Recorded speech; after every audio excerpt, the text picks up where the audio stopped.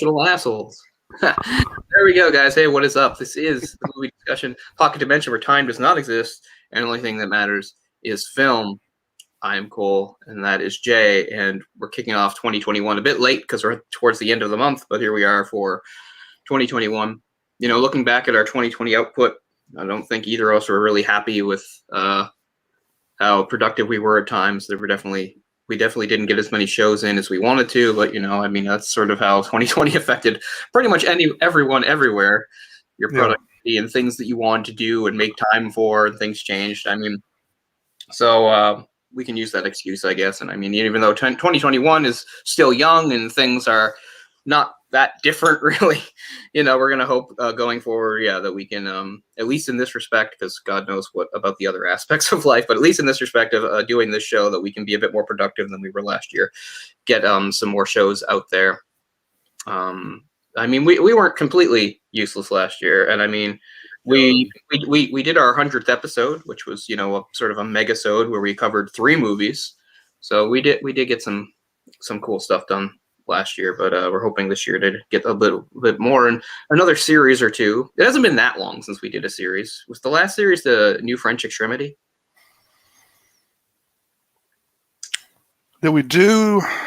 We only did one Orson Welles film, didn't we? Or did we do more than one? Yeah, we did like 4. We did a series. Yeah. Oh, maybe was that the last one then? I think that may have been the last one. Yeah, and that was roughly around a year ago, right? That was. Mm-hmm.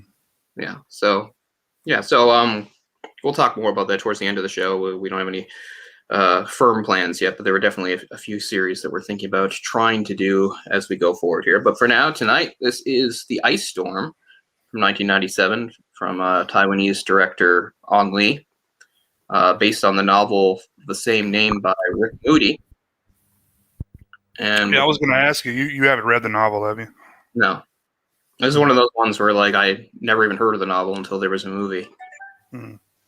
Which it was fair for a lot of things. Apparently, book sales of the book went up after that. And I was thinking, we did cover a movie that has a similar setting as this. 1970s suburbia America, and that was the Virgin Suicides. Oh, and that book I did read. But yeah, so I was thinking that there's obviously a lot of similarities between that movie and this one. Virgin Suicides came out 2 years later. But yeah, both sort of dealt with, were set in the 70s and dealt with American suburban families. This is more in depth. This is more of a character study, whereas just like the book with Virgin Suicides, that was more sort of like a dreamlike type of thing. They didn't try to go too in depth with a lot of the characters, because the whole point was the subject of the movie were those girls, but we weren't really supposed to know them. The whole point was we were seeing them through the lens as the boys saw them. This is different. This is more conventional. This is more, getting in there with the characters. This movie doesn't have a main character. It basically has sort of 6 main characters who are all sort of even. The closest to a main character, I guess, could be maybe Tobey Maguire, simply because he bookends the movie and does a little bit of narration. So yeah, you've got quite a cast. You've got Toby in their teens at this time. You'd have Tobey Maguire, Elijah Wood, and Christina Ricci. And then for adults, you've got Sigourney Weaver, Kevin Kline, Joan Allen. Mm-hmm. The main names. There's more. I'm not familiar with the guy that played her husband. Yeah, me neither. I'm sure I've probably seen him in something. But yeah, he's a little overshadowed by the others, especially considering the careers a lot of them go on to be. Because the thing about Ricci, Maguire, and Wood is that they were all child actors that did make a pretty successful transition into being adult actors, which isn't always the case, right? Sometimes you have somebody, they're only known as a child actor, and they, for whatever reason, they kind of fade into the background when they get older. But all 3 of them have gone on to have fairly successful careers. Some really big movies between them. Elijah Wood will always have the Lord of the Rings trilogy to hang his hat on. He's Frodo in the same way that oh shit, what's his name? Sean Astin. No, Sean Astin was that. But I was just trying to make a comparison to another person sort of known for a definitive role, like Daniel Radcliffe. Daniel Radcliffe will go on and do other things, right? And he's done that. But Daniel Radcliffe is Harry Potter, right? He was Harry Potter. Right. And it's kind of the same thing, I think. I think with Elijah Wood, like he's Frodo. I mean, he'll go on. He's gone on. He's done other things. He's gotten older, but I mean, he's always going to be sort of defined by Frodo, which I'm sure he's comfortable with. I mean, it's a great role. It's a great thing to be known Oh, for. absolutely. So why not? Tobey Maguire got the Spider-Man, so you know. Mhm. And Yeah, I sent Cole a message yesterday, I believe it was, that how stacked this cast was because of all the the younger people in the film all went on to have pretty lucrative careers and are still having lucrative careers today. right. And this is like the only movie Sigourney Weaver's in that she doesn't annoy me. Yeah. I'm not a fan of her. Yeah, I'm sort of back and forth on her, I guess. There are things I've liked her in, but yeah, she is a little off-putting in some of her roles, and I think that's kind of the point of the character. But like she's supposed to be some sort of like contrast, like say in Ghostbusters, right? Like you've got Bill Murray who's sort of all fun and nonsense, and she's all super serious. I think that's kind of on purpose. But I mean, yeah, she can. She's in Working Girl. She's not bad in that. She was with Kevin Kline and Dave, I believe it was called. Huh. Where I think he's the president or something. I've never seen it, but yeah, okay. That's interesting. Kevin Kline's sort of somebody that I guess nowadays we kind of forget about, but he was a pretty big deal in the 90s. Yeah, I guess he's just retired because I haven't seen anything in a long time. I can't even think of the newest thing I saw him in. Not sure. Kevin Kline, I always thought made sort of a good sort of alternative to somebody like Kevin Spacey. They're kind of similar to me in some ways. It feels like any role that Kevin Spacey could play, Kevin Kline could probably play, and vice versa. Yeah, they're sort of similar to me. In this film, I get kind of a John Hamm vibe from him. That's interesting. They look similar, but Yeah, I'm used to Kevin Kline sort of being sort of like an awkward, sort of bookish type. And this, he's just sort of more of a, I don't want to say blue collar because this is set in the suburbs, but this is obviously wealthy suburbs in Connecticut. These are all fairly well-to-do families. Not rich, but, you definitely well-off, wealthy families just going on here. They don't show it much, but, he has some sort of white-collar job, and they show that he's sort of disillusioned with it. Like, he feels like he's not doing anything interesting or important. There's only like one scene that shows that, but it's supposed to help explain, why he's having the affair. Well, he's apparently still working. He was in Beauty and the Beast in 2017. Yeah, that's right. Who the hell was he in that? He was one of the ornaments, right? Like he was the clock or something. No, Maurice. wait. I don't know who Maurice is. Oh yeah, that's right. That's Belle's father. He was Belle's father. So that's a pretty different interpretation from the original movie too. Like because they're both supposed to be, like sort of wacky failed inventors.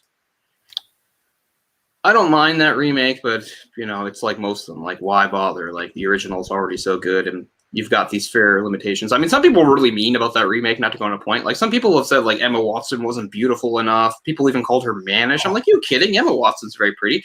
I will say that she can't sing the way the original actress sang, but it's not like she was a bad singer. No, I don't think the problem was with her. But actually, they had a lot more stuff with Maurice in that movie. Like, it's a much bigger role. Because there's this whole part that's not in the original.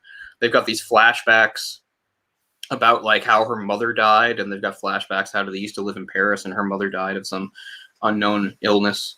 Whereas in the original movie, it's just her and her father, and you'd have no idea what happened to her mother. Absent mothers being a really big part of most Disney types of stories, right? You'll often have maybe a kids and father dynamic with the mother nowhere to be found, and also no explanation for it like that.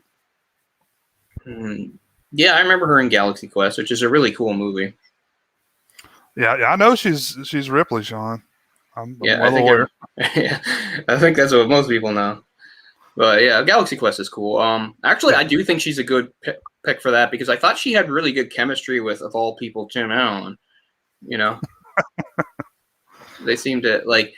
Because they were going for that whole vibe of, like the Star Trek thing of like how Shatner had an ego and he drove everybody nuts and stuff like that. And Tim Allen was kind of that character. You almost like felt that feeling. I thought it was really good. Like that they had years of history, but of course it's just a movie and it's actors playing roles.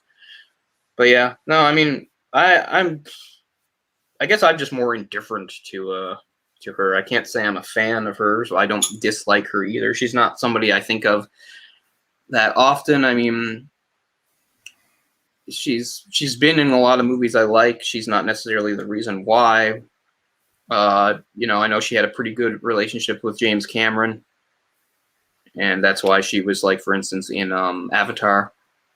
So many people forgot. Okay. So many people have already forgotten she's in Avatar, but she was one of the she was one of the scientists in Avatar. She's one of the people that perfected the Avatar method or whatever.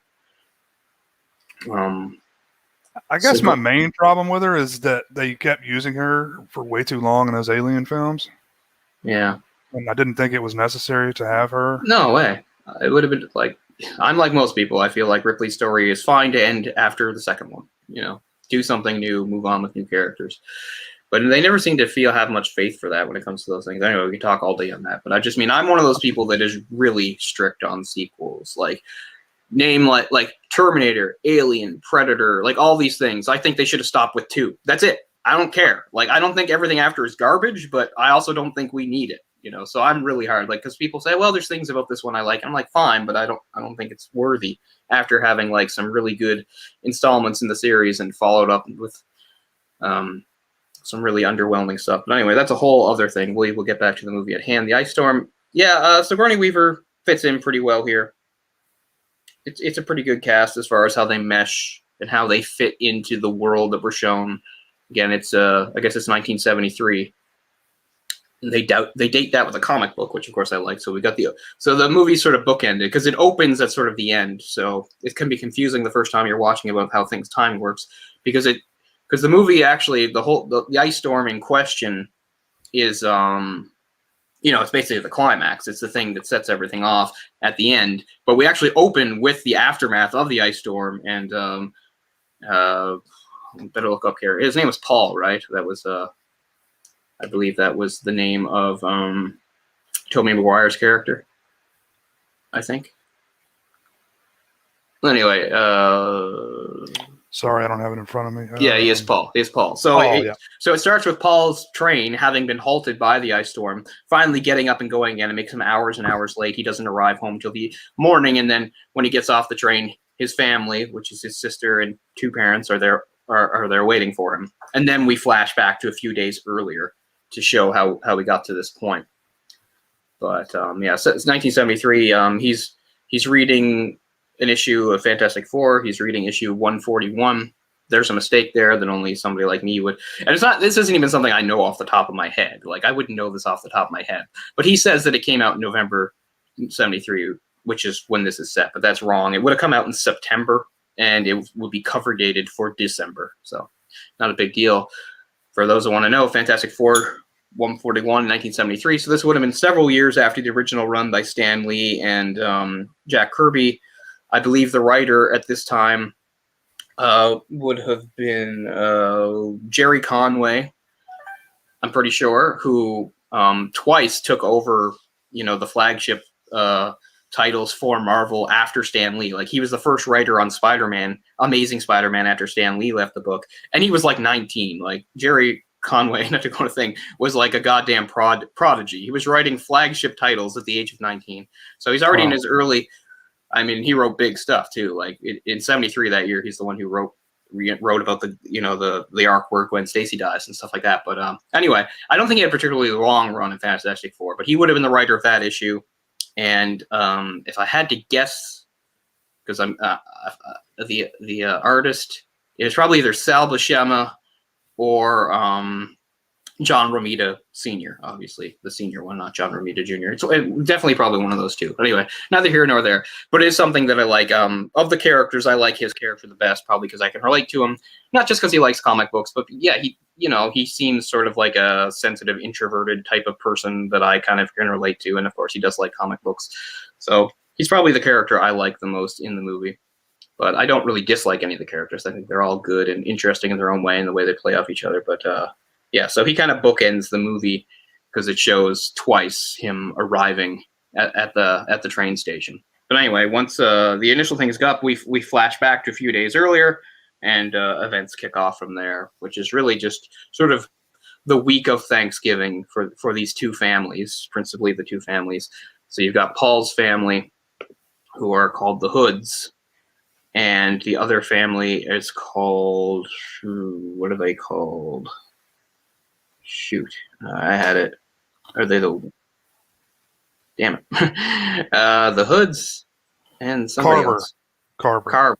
Again, the Carver, with some other characters sprinkled in, but it's principally the interactions between these two families. The Hoods consist of a mother, father, sister, brother, and the Carvers have two sons. One of which is Elijah Wood. He's the older son, and they're neighbors. But when you see like the Carver house, it looks like it's off in the middle of goddamn nowhere by itself.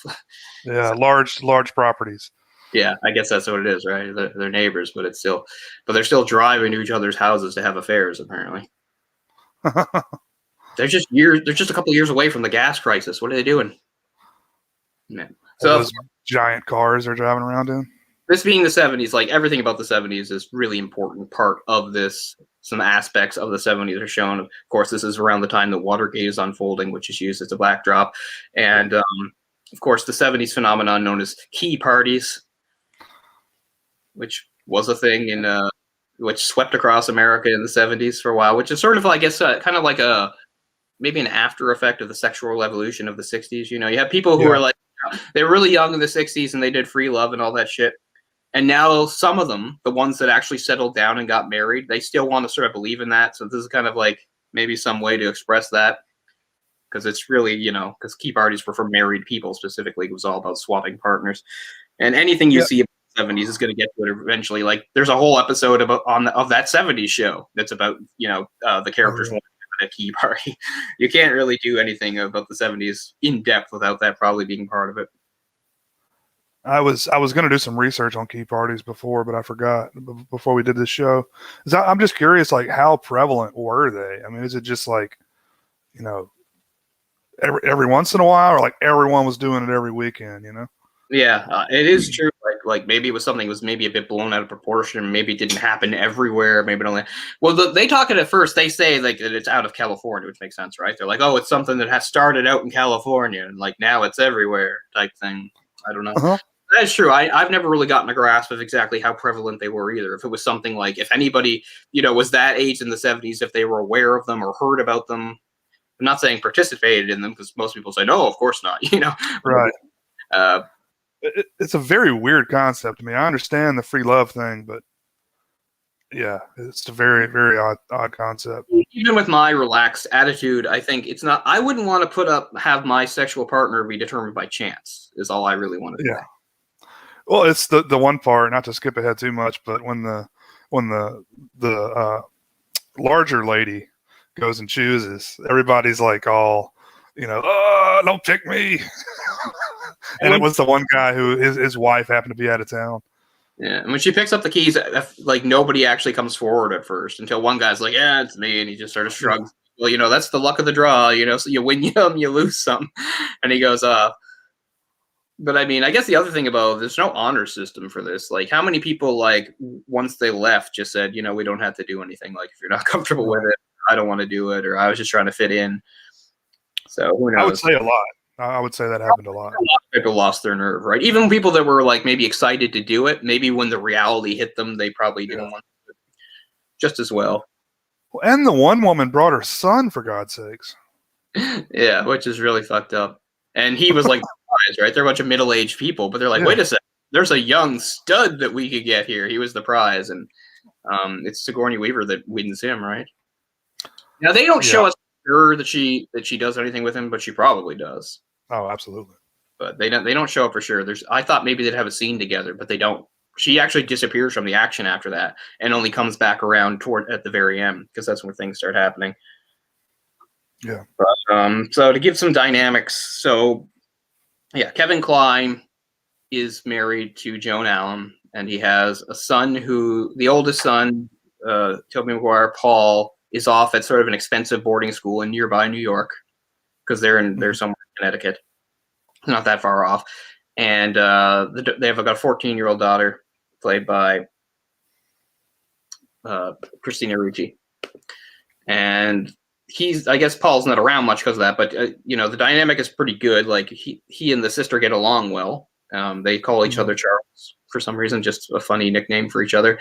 And they communicate well, and they seem to understand that their parents' marriage is in trouble, and it definitely is. And what's going on, of course, is that Kevin Kline is having an affair with the neighbor, played by Sigourney Weaver.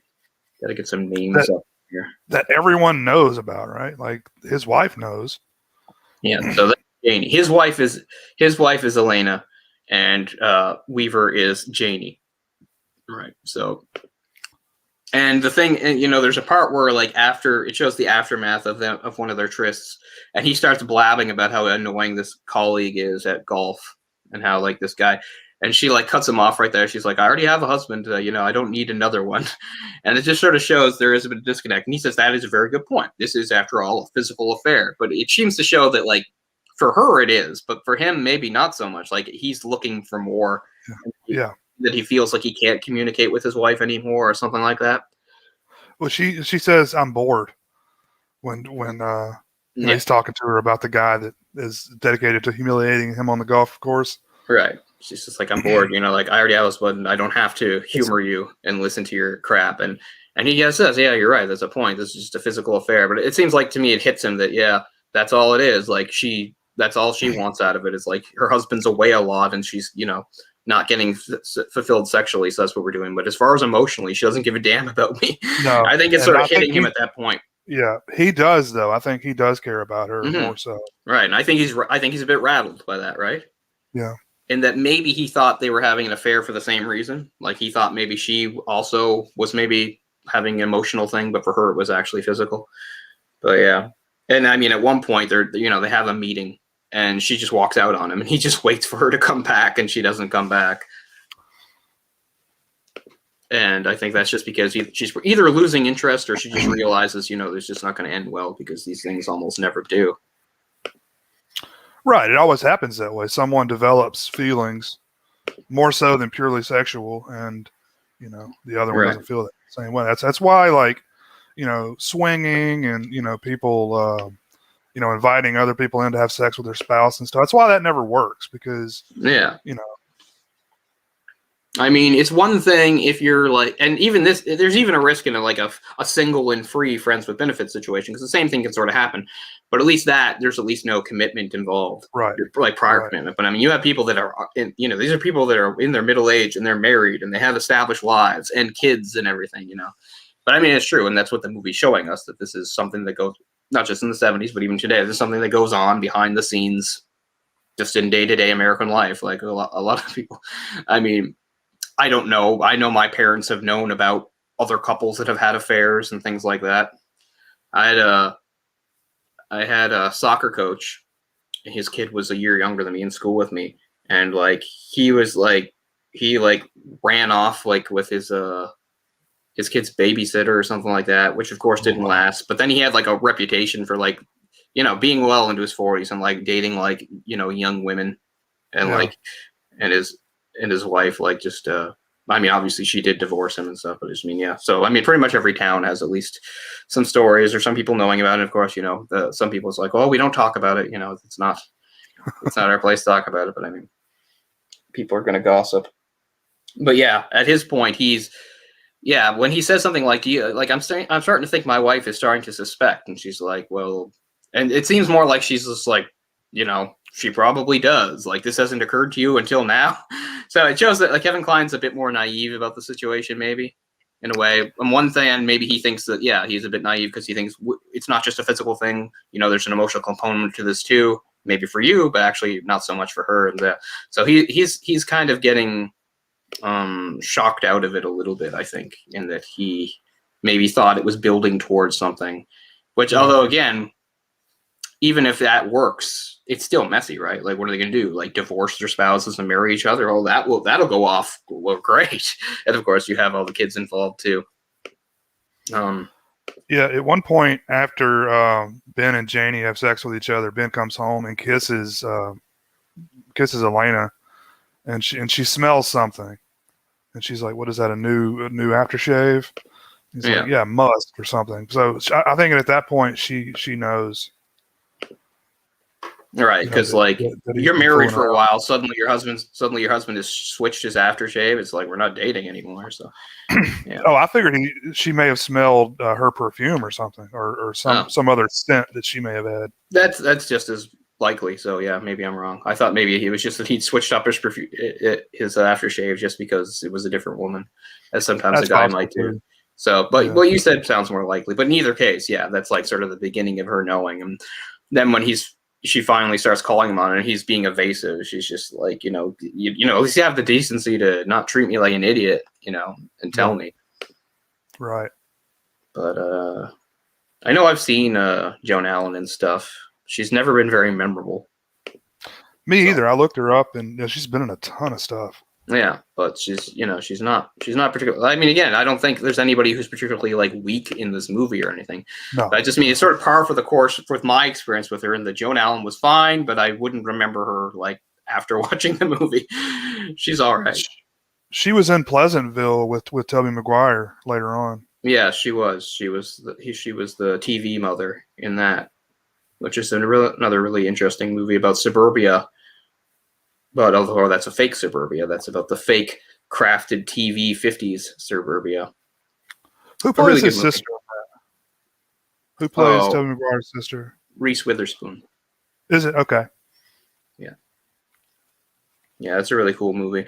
I thought about it as doing that movie, but I also thought that's kind of one that gets analyzed a lot. So it's just as well that we skip it. But I am a fan of that movie. I think it's one of the more underrated movies of the 90s. Maybe it's not even that underrated, really. It has a pretty good reputation. It's got a pretty big cult following. I mean, a lot of its symbolism is pretty on the nose, but I don't mind that. Something Tobey Maguire, I find him a very earnest and watchable sort of guy.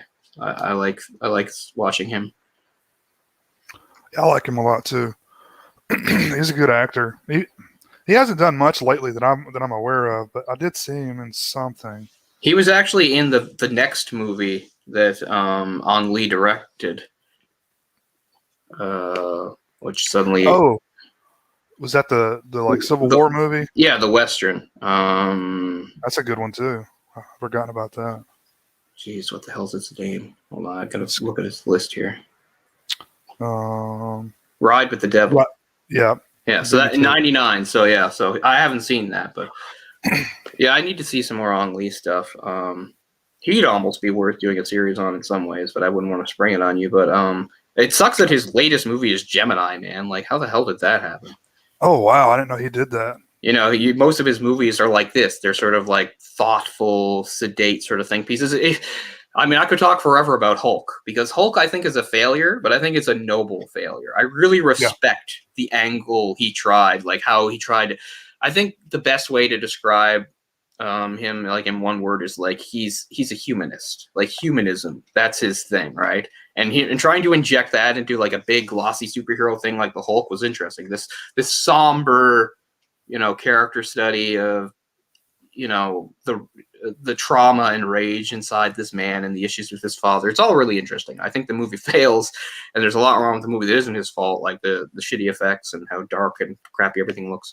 And Eric Bana is not a particularly good choice, I don't think. Eric Bana. I like Eric Bana. I like Ang Lee. That film, I don't really care for, but it's not a bad film. It's just I don't know. I mean, I feel like it's just an odd choice as director, I think. Like when they adapted Life of Pi, he seemed like the perfect choice for that. It's like, yes, if somebody was going to adapt this into a book, it should be Ang Lee. I've seen his most famous like Chinese language movie, which is The Wedding Banquet from '93. I'm not a person that likes romantic comedies, but I think that's a really good romantic comedy. It's also very sort of modern for its time. It's 1993. It's about a gay guy who, when his parents are like going to visit him, he basically sets up a whole marriage to marry a woman to like satisfy their traditional values. It's a really good movie. And to think they had all that going on with Chinese people like in 1993 is kind of ahead of its time in some ways. But I would definitely recommend that movie. It's really got a cool sort of quirky sensibility to it. But he's had a really interesting career that we can go on a bit more once we get through a bit more of the movie. Gemini Man, I've heard it's not a particularly good movie, but they say it looks amazing on 4K. I can believe it's it. Like a good demo disc, Right. of course, it was going back to doing a Chinese language movie, Crouching Tiger, Hidden Dragon, that kind of really made him famous, because that was sort of the movie that kind of like broke through, in that a lot of Western audiences watched it and liked it. It's funny because I've just always been just okay with that movie. Like, I really like a lot of those Chinese wuxia movies, like with the legends and stuff, but that's not one that's ever really sat that well with me. I'm not. It's fine, and I mean, it had, it was loaded and it looks great. It's loaded with stars, some of the biggest stars, Michelle Yeoh and Chow Yun-fat and stuff like that. And it's one of the most gorgeous. It's a gorgeous looking movie, but when that little fad was going through in the West, we talked about this before, where briefly the West was interested in those movies, and actually one that I showed the other day, Hero by Jet Li would have been one of them. House of Flying Daggers would be another one. Yes, that's what I was trying to think of. Like, Hero was like as presented by Quentin Tarantino, stuff like that. So there was this period in the very end of the 90s, start of the 2000s, where some of these big sort of colorful Chinese epics got, releases over here and got attention. And Crouching Tiger, Hidden Dragon was the big one. I think it won Best Foreign Language Film at the Oscars or whatever. And but yeah, Ang Lee's career is really interesting. And of course, he always did movies that people are talking about, whether or not people thought they were great. Like, of course, Brokeback Mountain, right? I mean, there's a movie everybody was talking about this because it was because it was sort of an earnest gay romance, but it wasn't, an indie movie. It was a big, Hollywood movie. And it was kind of, an overdue thing for there to be that, because, before that, gay cinema was sort of off to the side, more of an indie type thing. So yeah, that's the one thing I'll give Ang Lee, and his fearlessness as a director is amazing. Like, so he's a Taiwanese director. The very first English language movie he does is Sense and Sensibility. That's insane. His English isn't even that good at this point, and he has to direct a movie where English is so important because it's all about the intricacies and it's like the manners and all this. This is Jane Austen, right? Like, what a crazy movie to be your first attempt at an English language movie. And that's a great movie. It's funny. I never meet anybody or hear about anybody that doesn't love Alan Rickman. Like, people love Alan Rickman. But that's an Alan Rickman role nobody talks about. Because people want to see Alan Rickman be the Sheriff of Nottingham. They want to see him be Snape. They want to see him be Hans Gruber. And those are all great roles. But they're all kind of exaggerated, movie roles. Like, sometimes you want to see him play a real person. And he can do that because he's a great actor, and that's a great example in Sense and Sensibility, because technically that's a role he should have been too old for, but you don't notice it at all when you watch it. I mean, you're not going to notice if you don't know the book, but I just mean, yeah, Alan Rickman was such a goddamn treasure. I mean, I'm sure we all knew that anyway, but I'm just saying he has his run of iconic characters, which is cool, but he'd also play like a realistic character too, is my point. And that's more what you get going on in Sense and Sensibility, which is a really good movie. And again, it's kind of astonishing to think that this was like the first English language movie for a Taiwanese director. I mean, everybody thinks of it as Emma Thompson's baby. She, I think, wrote the script, and I think she might have even kind of co-directed a little bit of it. This was all her vehicle. This is really much Emma Thompson. She wrote the screenplay and everything, and everybody thinks of it. But I mean, you can't discount what Ang Lee did. I mean, he was the director. But it's a really great movie. Seems to come on TV every once in a while. It's also the first movie I probably saw Kate Winslet in. Although chronologically, I did see her in an earlier movie because she's in. Speaking of like movies that you would think I would like that I absolutely hate, I hate Heavenly Creatures. She's in Heavenly Creatures from the year before, which is '94. Is that Peter Jackson, right? Peter Jackson, right? But so that's a movie a lot of people point to. It's like, oh, if you like Peter Jackson stuff, go back and watch Heavenly Creatures. I hate Heavenly Creatures.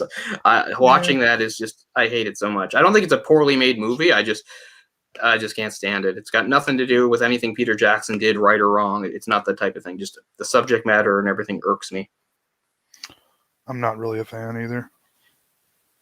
I mean, it's about a real life case and everything, and I'm sure they act very well and stuff, but just no. Yeah, so I think that's one that kind of surprises people because they listen to me blab about, some of my more artsy or indie sensibilities. Oh, I must be one of those people that goes on about Heavenly Creatures. No, I hate Heavenly Creatures. But that's not Peter Jackson's fault. He's a very good director. Mm-hmm. But yeah, Ang Lee, just a really fascinating guy. I don't think I've seen anything past Brokeback Mountain of his, honestly. Yeah, I haven't actually seen Life of Pi. I've just seen parts of it. I haven't either. And I need to though. I need to. I saw the one he did right after, which is Lust Caution, which is like an erotic thriller or spy thing. It's funny. The other night we did a live commentary on the Jet Li martial arts epic, Fist of Legend, and I talked about what a great backdrop, Shanghai was during that time when it was occupied by Japanese forces. That's actually what the backdrop for Lust Caution. It's about spies, except it's in Hong Kong and Shanghai, but during the time when the Imperial Japanese Army occupied it. But it's one of those ones like with spies, and they're using a spy doing the honey trap trick, trying to get one of the spies to spill his guts if he gets, somebody. It's a good movie. It had some interesting sex scenes. There's one in particular where they're doing a position that does not look physically possible, but you'll see it a lot. If you just do an image search, you'll see it. It's like, wait, I don't think you can bend that way. But sex is a big part of this movie too. Sex is actually a big part of a lot of his movies, not all of them. But I mean, certainly the Lust Caution, Brokeback Mountain, sex is part of it.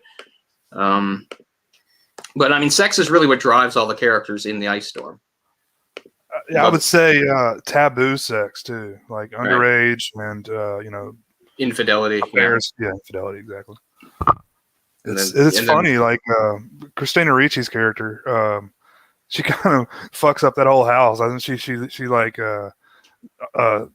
I don't know if she sleeps with Sandy or whatever, but both the brothers. She was going to give Elijah Wood. I can't think of any of the characters' names right now. Was going to give Elijah Wood's character a hand job or whatever, and the dad stops him. I thought he was going to dry hump her. That's what it looked like to me. Oh, is that right? Okay. Well, I don't know, because she said she wouldn't take off her clothes, but he took off his pants and he was on top of her. So I thought that meant he was going to. Anyway, it seemed like he was going to dry hump her. She said, "I'll touch it" or something like that. Yeah, she says, "I'll touch it." So maybe she was going to reach down. I don't know, but yeah, she's Wendy. Elijah Wood is Mikey, and the younger kid is Sandy. Yeah, I guess canon is that they did not. That at the end she does not have sex with the younger guy. They just get in bed together and fall asleep. Yeah. Although I guess they probably fondle each other, some I would imagine. But yeah, and I like that Wendy, there's not any explanation for it. It's just how she is, right? Like sometimes movies, they want to bang home that she's like really traumatized or fucked up about something. Like, no, sometimes it's just, some people are just, that's sometimes how they express themselves or how they, explore things.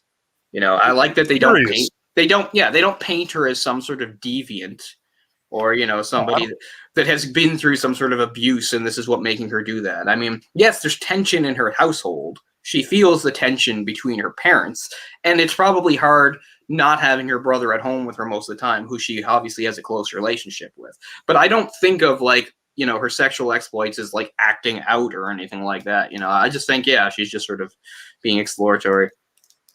And yeah, I mean, as awkward as it is, I think it's probably a natural, normal thing.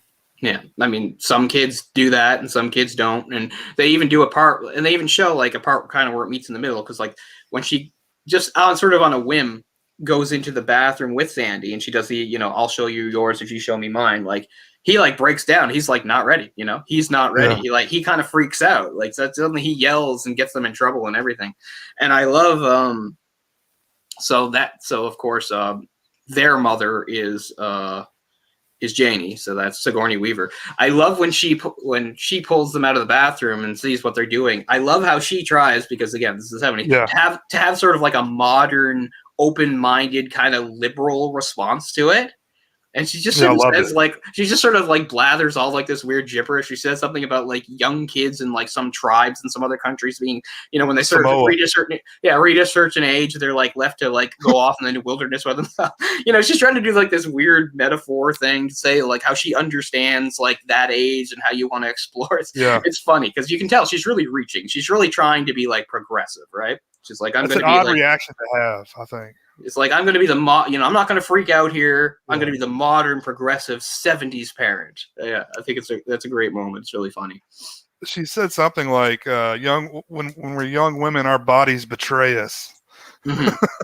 I mean, I guess that's one way of putting periods, right? It's like, I'm not hurt, but I'm bleeding. What the fuck is this, right? So it's not entirely untrue, I guess. But yeah, Yeah. I thought that was one of the funnier reactions in the movie. And then Yeah. there's another part where when Wendy's own father, Kevin Kline, catches her with Elijah Wood when they're about to do the dry hump or whatever like that. Like his reaction is interesting too, because one, he knows he's not supposed to be in the house because it's their house. He was in there because Right. of his activities. But still, the father instinct kicks in, so he yells and drags her out of there. But then when he calms down, he's like, "I don't even really care. I just don't think he's right for you." It must be so confusing for her, right? Yeah, I mean, if I was Mikey, I'd be like, "What are you doing in my house? You Yeah, know, that's why what are I you would here?" say.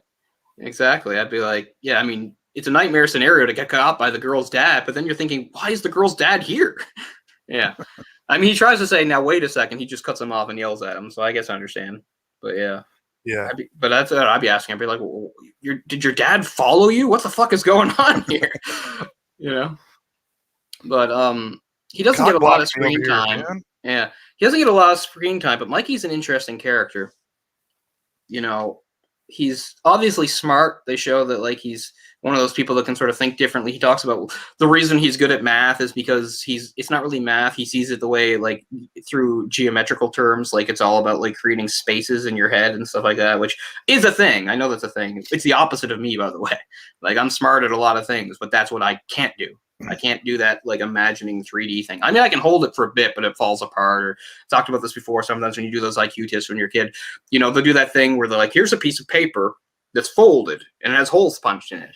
Now, which one is the right one where where the hole's going to be when you unfold it? Like that really racks my brain. I have to think really fucking hard to get that right. But for some people, it just comes to them. They have the spatial Yeah. reasoning or like, but yeah, that's something I struggle with. You know, he's a smart kid and he seems like he's a fairly well-behaved kid, but he's also kind of, not to use a pun here, but he is kind of spacey. He's kind of absent-minded. Yeah, I almost wish he had a bit more screen time because I find him interesting. Me too. I think it's probably intentional. Yeah. You know, in the book. I mean, it's hard for him because I think he's probably thinking of Wendy as maybe even like his girlfriend, right? Because they like secretly meet and make out and stuff. Then he finds out his girlfriend's gone to the bathroom with his younger brother to play doctor. And he just asks her, like, why'd you do that? And she's like, I don't know. No good. And at one point he says, like, I don't ever want to see you again. She's like, then why did you chase after me? And of course, like later, of course, they see each other again. Because that's another part of like youth that you can relate to is just being a boy and just being smitten by any girl that actually pays attention to you. Yeah. And of course, I relate big time to the unrequited love of Tobey Maguire's character Paul for Katie Holmes. Right? Libbets. So Libbets, film debut. Oh, is it her film debut? Nice. Yeah, so she's a girl at his school that he has a big crush on, but she's very beautiful, of course. And not to, I mean, we'll skip ahead. We're doing all spoilers here and stuff like that. You know, when he finally goes, what he thinks is the date with her, it's not actually a date. His stupid roommate's there, and his roommate is like always been popular with the ladies, and like it's pretty clear that Paul is he calls Paul a virgin, which I mean, no big deal. He's 16, but you know, sometimes people are like, "Oh, you're a loser," you know, and anyway, yeah, that she's probably interested in him and not him. And then the part where like they're passing out from the drugs he gave them, we'll explain that a bit later. You know, he's trying to explain that he has real feelings for her. He feels a connection. She says, "I feel a connection too," and of course, you can feel it come. She says, "You know, it's like you're a brother." And he's like, "Yeah, I hear that a lot." Like I totally like I've never actually had a girl say those words to me, but I've still had kind of basically that situation happen when I was younger. Oh yeah. And it's always the same thing with younger girls. I mean, that's one thing doesn't change. I don't care if it's the 70s, the 90s, the 40s, it's always the same thing. You can be the thoughtful, introspective guy that genuinely cares about the girl, doesn't just see her as a sexual conquest, wants to know her on a human level, cares about her thoughts and feelings and ideas. And instead of that being appealing to the girl, she puts you in the friend zone and she's attracted to the guys that do objectify her. It's always the case. That's just something you have to go through when you're a teen. And I don't mean to say that guys are so much more mature than girls. There's a million ways in which girls are more mature than guys, of course. I'm just saying, don't tell me, like, if you were, at least if you're a male who's, you know, tried to date females in your life at a certain point, I'm sure you've had that happen once. Unless maybe you were like a popular jock or something like that, then you never had to deal with it. Right. But something I had to deal with in high school and college. I mean, I had girlfriends then too, but that doesn't mean I didn't strike out at certain times because I fucking did, you know. I And would pretty say much almost always was that. it's probably way worse now, when in the Me Too movement, when men are afraid they're going to overstep boundaries, and Yeah. they're. I mean, I was super tentative. It's hard to like. I don't know if I could have been any more tentative than I already was, and it had less to do with my thoughts. Wasn't I mean, obviously, you don't want to assault a girl, but I wasn't worried about that, and I wasn't worried about a girl accusing me of anything. I was just worried about the awkwardness of rejection. Like to me, that was like the worst thing. Like I don't want to start to put my arm around her and have her turn away. That decimates me. Like maybe some guys can shrug it off and say, okay, back to square one, we'll plan. But for me, like that's just a crushing defeat. So I was always really sure of stuff when I did it. And that wasn't because I was so great or noble. It was just because like I was kind of timid and just did not want at all to face any sort of rejection. I couldn't do it. Like to go in for a kiss and have her pull away. Oh God. Like I want to shoot myself. I want to shoot myself. So I was always pretty sure that things were consent.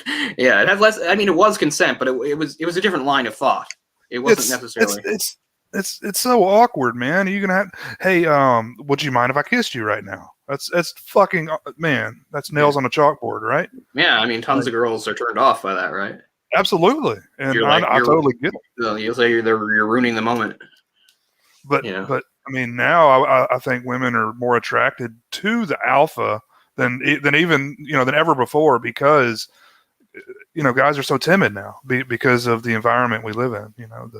I don't want to overstep my bounds, or I don't want to I don't want them to say that I assaulted them or whatever. I mean, I think that's one of the reasons why as I got older, I got a little more successful, though on and off. It was that it wasn't even a confidence. It really wasn't confidence. It was just sort of a realization that you just had to take risks. Yeah. Because when I was a teenager, especially, like I would not take risks.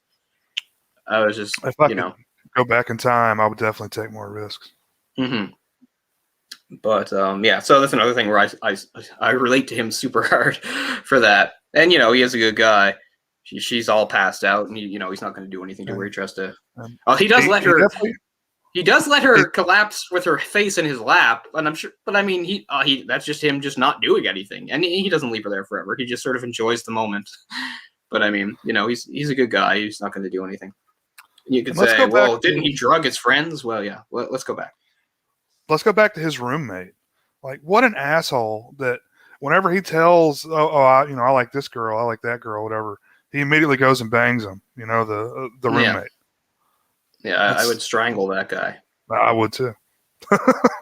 Yeah, as timid as I could be, and as much as I relate to a lot of Tobey Maguire awkward, timid characters, I wasn't that timid. I would definitely go after him if he made a thing of this. Like I tell a girl, right?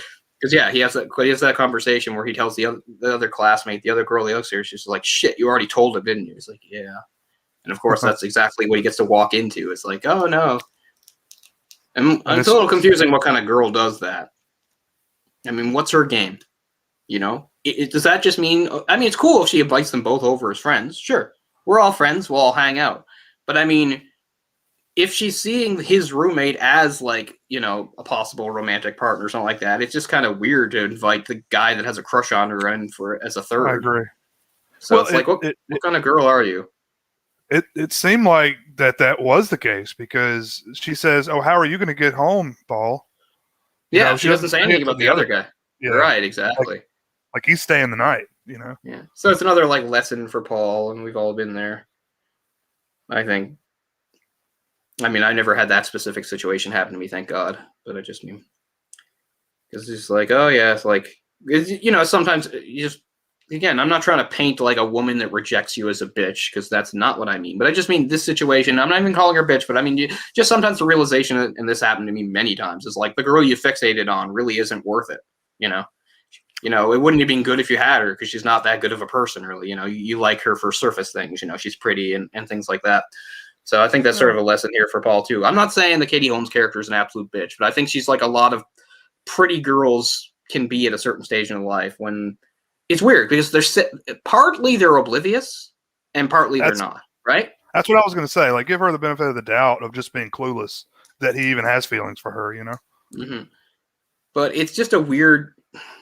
Again, I mean, there's two sides to everything, right? It's in some ways it's hard growing up being an attractive girl because then everybody just around you objectifies you, and even when they do have genuine feelings for you, I mean, that's still, lots of people can. Doesn't mean you do back. There's a good song about it by the Bare Naked Ladies called Jane. You remember that was one of their hits in the 90s. That's kind of about that, like just how it's hard navigating life where like everybody you go to school with or work with like wants to date you. It's just like, no, like so I get that side of it, but I also think that sometimes with certain pretty girls, they have this obliviousness that is really annoying. It's like, you don't know, you really don't know. It's like, no, how could I know? So yeah, two sides to everything, and everything has its challenges, but I just mean still, despite those things, it's better to grow up being an attractive person than an unattractive person. Just ask anybody who's especially unattractive, like ask them how well life's gone for them, no matter what their great achievements, because of the way society, values people. Right. Well, let me ask you this. What if your first sexual experience, the girl was wearing a Nixon mask? Yeah, that's pretty fucked up. See, that kind of regardless of the context of who Nixon is or what he did, like, just like, no, like, I guess that's part of, like, again, sort of the childishness and innocence and just going for it. Like, I think even my like 14-year-old or whatever, like totally timid self would be like, I can't do anything. You're wearing that mask, man, because it takes me out of it. This is kind of ruining what could be a cool, exciting sexual moment for me. Is you wearing that hideous mask? Well, and this is before Nixon, like this is before Watergate blew up, right? So, yeah, this is as it's happening, basically. Yeah. So they already have a Nixon mask before it's really popular to do that kind of thing. But it's as Watergate is unfolding. And, scholarly people will tell you in the movie that scene is all about the juxtaposition of, the innocence of youth juxtaposed with sort of the loss of innocence kind of America felt at the sort of scandal unfolding, which is a true thing. I know it sounds kind of cute by today's standards because presidential scandals will definitely become more of a regular thing after that. I mean, with Reagan, you got Iran-Contra. You got all the nonsense of the Clinton, which the Clinton stuff, to be fair, was not policy, but still rubbed a lot of people the wrong way. You've got people questioning the validity of the second Iraq war. And of course, with the latest president we had, it was a scandal every other day, right? But still, that is what they would say. The mask there, it's a juxtaposition. It's the innocence of children versus sort of like the harsh realities of the adult world, plus the idea of the loss of innocence. Because that was the other thing. It's not like scandals didn't happen before that either. Watergate was sort of big because of just the timing it happened in, because some of those scandals that happened with presidents early on, well, they didn't have the media that they had then, right? They didn't have TV and stuff. Everything's magnified now. Everything's magnified even more. Internet and Twitter and all that shit. Right. And everybody filming everything all the time. But yeah, so that's why Watergate is kind of like a watershed moment as far as scandals and things go. It wasn't the first scandal. It wasn't the last scandal. It wasn't the biggest scandal. But it still left its imprint on a whole generation of Americans, because there were a certain bunch of Americans that were fairly naive, didn't really know history, and this really was the first time they'd actually seen that a president could be sort of fallible in that way. Like, I know that makes them sound naive and stupid, but it's true. It was a real moment of disillusionment for a lot of Americans. So, like, the president could do that? Wow! Like, yeah, it really shook them up. Yeah. But yeah, that's sort of the scholarly answer for the use of the mask in that scene, is that sort of a juxtaposition type thing. But yeah, I have to say, even as desperate and horny as I was as a teenager, I would still have to say something about the mask, even to a girl as pretty as Christina Ricci. I don't know. I could probably power through at that age. Well, maybe I could start, but I'd be like, okay, I've humored you. Now can you take off the mask? I don't know. It's interesting to think about. Close your eyes. Close your eyes and think of England. But, well, I mean, we haven't mentioned yet, but the whole reason that Paul is riding home is because of Thanksgiving. Right. That's like, what's the wraparound here? Of it's Thanksgiving Day, isn't it? When the key party and everything happens. He says they say that Thanksgiving is going to be on. Do they say it's going to be on Thursday? I mean, it would be on a Thursday, but I'm trying to remember. He comes home. Paul wanted to come home Thursday, But the dad said, no, you got to come home Wednesday because Thursday's Thanksgiving. But they eat the turkey dinner, and then Christina Ricci gives her whole speech, very similar to the speech she gives in Adam's Family. Yeah. Values. Yeah, I've heard that. Wasn't it Values? Yeah. Very, very similar speech, which I thought was cool and interesting. But yeah, they had the Thanksgiving turkey, and then I think that's when Paul leaves after that, and then they go to the key party later on. Right. Well, what can confuse you the first time you're watching it is when you first see the flashback, or well, it's not really a flashback. When you first see Paul coming home on the bus, like you're kind of confused. Everybody's waiting for him, but he doesn't have any luggage or anything. Well, that's because it's not the first time he's come back. He's already come back. He just left again to go on that date, and then he was going to come back again. And that's what's going. So it's a little confusing the first time you watch it because they show that, and then they flash back, and it's like, here's him arriving the first time for reals, like the real time he arrived. Because this is just him coming back from the date. He's still established to being at the house with them for the Thanksgiving weekend or whatever. With the exception of the narration there, I don't think that was really necessary to start with a flashback there. Because, I mean, it's called the ice storm. We know there's an ice storm in the movie. Yeah. I don't know. I like it just because I like the visuals of the iced up train and everything. And yeah, I can sort of relate. Like, he's not completely alone on the train, but I can sort of relate to my first couple years in university. Couple times, this is back before I had Wednesday, so I could actually take the bus. And I since I don't wake up early, I always took the late bus. So I would people would get off and on. And sometimes by the end, there would be hardly anybody on the bus and be all dark. I can kind of relate to that as like coming home like pretty late at night on like a dark, mostly empty bus, except he doesn't on a train. But yeah, I mean, I guess it isn't needed. I think it's maybe just sort of punctuate all the things that have happened in the lead up, and also that he missed. Kind of the most dramatic stuff happens while he's gone again, right? Like when he comes in, they all know, but he doesn't know. They know what happened. Right. And I don't just mean spoilers, Mikey's death. I mean, other stuff that had blown up about the party. Right. It's funny though, when you think about Mikey going out into the storm, and I mean, he dies in sort of a freak accident way. But before that, he goes back to that weird empty pool that he used to meet up with Christina Ricci. Is it Wendy? Yeah. Yeah, Wendy to like make out with. And he's like, it's freezing rain, people. That's what ice storm means. I've lived through them. And that's about as dangerous as driving in conditions can get. And he's bouncing up and down on a fucking diving board. He likes the rush, I think. He likes the danger. I think it is. And it comes around back when you realize his father is just as stupid as he is. Like his father, like when they wind up alone together at the party, he goes, let's go for a drive. I'm like, this is the worst possible conditions for a drive that exists in nature. Like, I was going to say the exact same thing. Unless like a tsunami has hit the town and waves are running down the street, there are no worse driving conditions that nature can provide for you. And you think, let's go for a drive. And of course they crash. Luckily they don't get hurt or anything. But of course they go off the road. I mean, that's the most anticlimactic crash I've ever seen in a movie too. They're just like, oh.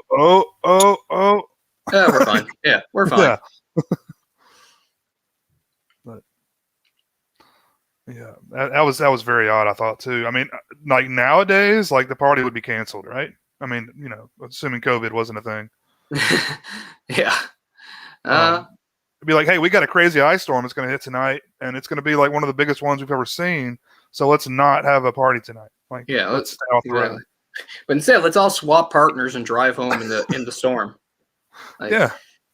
I wish they'd shown, like, probably none of those people got to have sex because they all were in separate car crashes trying to get back to the houses. Because, I mean, that is just, like, there's just, like, nothing worse, like, than freezing rain for driving conditions. I mean, I've never lived through, like, a real ice storm like that, but I've seen the aftermath. I've told this story before, but back in the, just a year after this, actually, in the winter of '98, parts of Quebec were devastated by an ice storm, and it changed the travel plans of my band. When I was in grade 9, we were supposed to go down to this classics festival in Burlington, Vermont, which was going to host bands from all sorts of places. And because Quebec was hit so hard, I guess it meant the Quebec bands couldn't leave. So they had to change it so that Quebec City now was the host. So we went to Quebec City, which felt really redundant because I was one of the spoiled kids because I was in French too. So the French trip was that year. So I went on 2 separate school trips to Quebec within like a month. But the good part was we didn't change our itinerary except for the festival. We still went down to Burlington and did the stuff except for the festival. Then we came back up to Quebec, which was kind of fun. I really like Burlington too. Really nice, clean place. And we got to see a musical version of Wizard of Oz or some nice. But anyway, my point is we were in Quebec in the aftermath. This was weeks after, and everything was still completely destroyed. And it hadn't warmed up at all, so everything was still frozen. It's beautiful and destruction. It's just beautiful destruction. It looks like a world of glass and everything shattered and tree branches just down, shattered, stuff like that, and power lines and everything. So I have seen the aftermath. As far as disasters go, man, ice storms are fucking terrible. I mean, they take everything out. People in Quebec lost power for weeks. We had a really bad one, believe it or not, in like 87, something like that. Wow. I mean, trees down everywhere, damage. That must have taken people by surprise. Well, yeah. Our power was out for probably a week. Wow, yeah.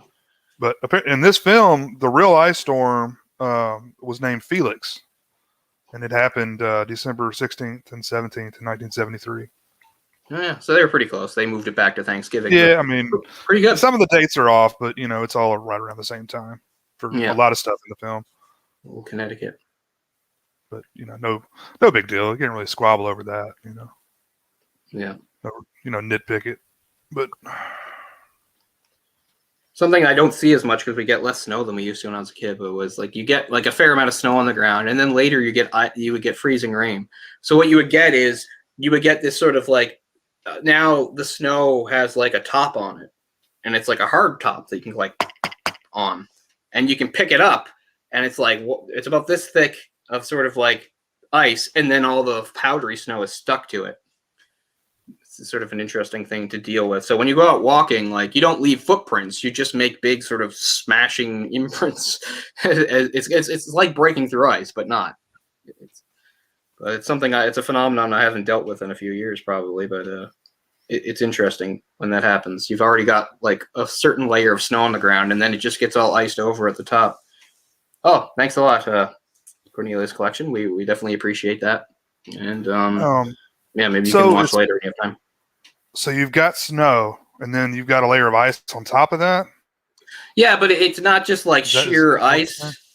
It's like the ice and snow. I wish I could show you a picture.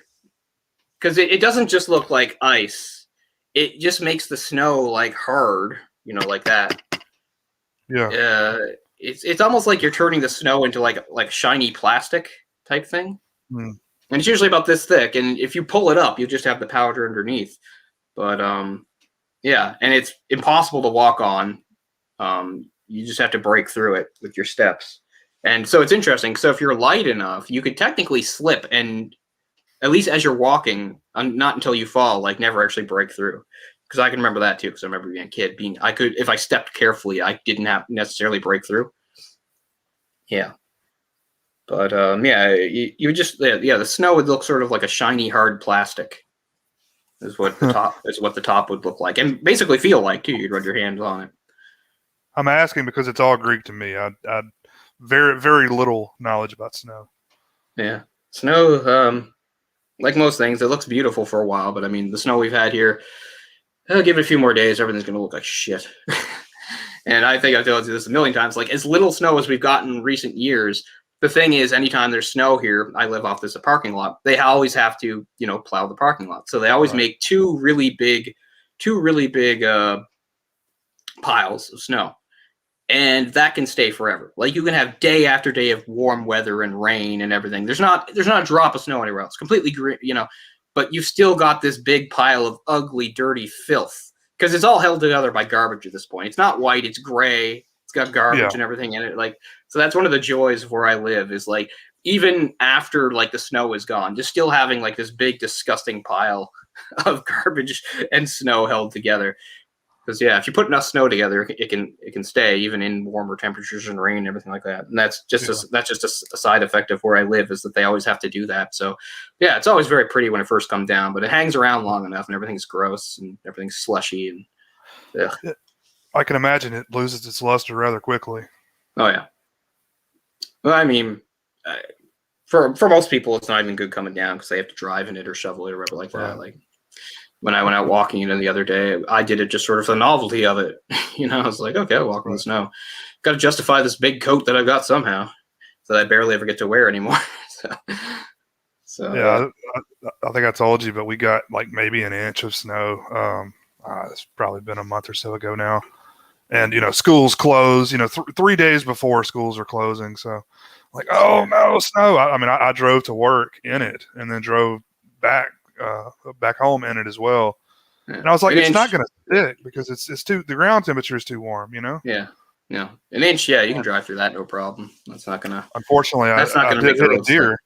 I did hit a deer on the way home. So that was not cool, but not related to the snow though. It's if the ground had been dry, visibility. If the ground had been dry, I could have swerved, and I didn't want to lose control of the vehicle. I don't think I killed the deer, but it did do some damage to my vehicle. But it happens. Could have been worse. Yeah. I mean, I don't drive much so I've never actually had the misfortune of hitting an animal. Probably if I drove enough, it probably would have happened at some point because it certainly happens all over the roads of Nova Scotia. Yeah. Getting hit. Porcupines and skunks and raccoons. Have you ever eaten porcupine? No. What does porcupine taste like? No idea. I was curious because there was this show my kids watch. It's like a kids baking challenge or something. One of the girls was from Alaska, and she was like porcupine. She said it a few times, like her favorite thing to eat. Huh. I'm like, wow. I wonder if it's comparable to rabbit. I've had rabbit before when I was young. Mm-hmm. I wouldn't have it now, but I mean, I did have it, and I can sort of remember what it tastes like. I wonder if it's in that ballpark. Yeah, probably. I've had rabbit. I've had squirrel. Never had squirrel. Alligator. That's very different. I have what would alligator be like? Like chicken, right? It's like chicken. There you go. Yeah, I see. It's not bad. I mean, I've done two different things, like rabbit or goose and pheasant. Mm-hmm. Probably partridge at some point. What's the game hen? Is that what they're called? The small ones? Oh, like a Cornish hen? Cornish hen, yeah, that's it.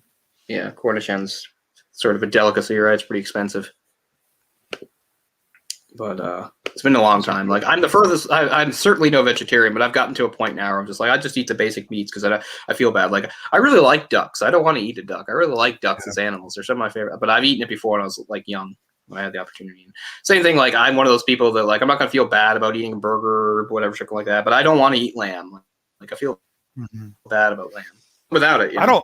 It's not like I need lamb. It's not like it's a staple. But I don't judge people who do. I'm just saying, Or veal. My mom. Plus, at the end of the day, a lot of these things they don't have that many different tastes. Mm-hmm.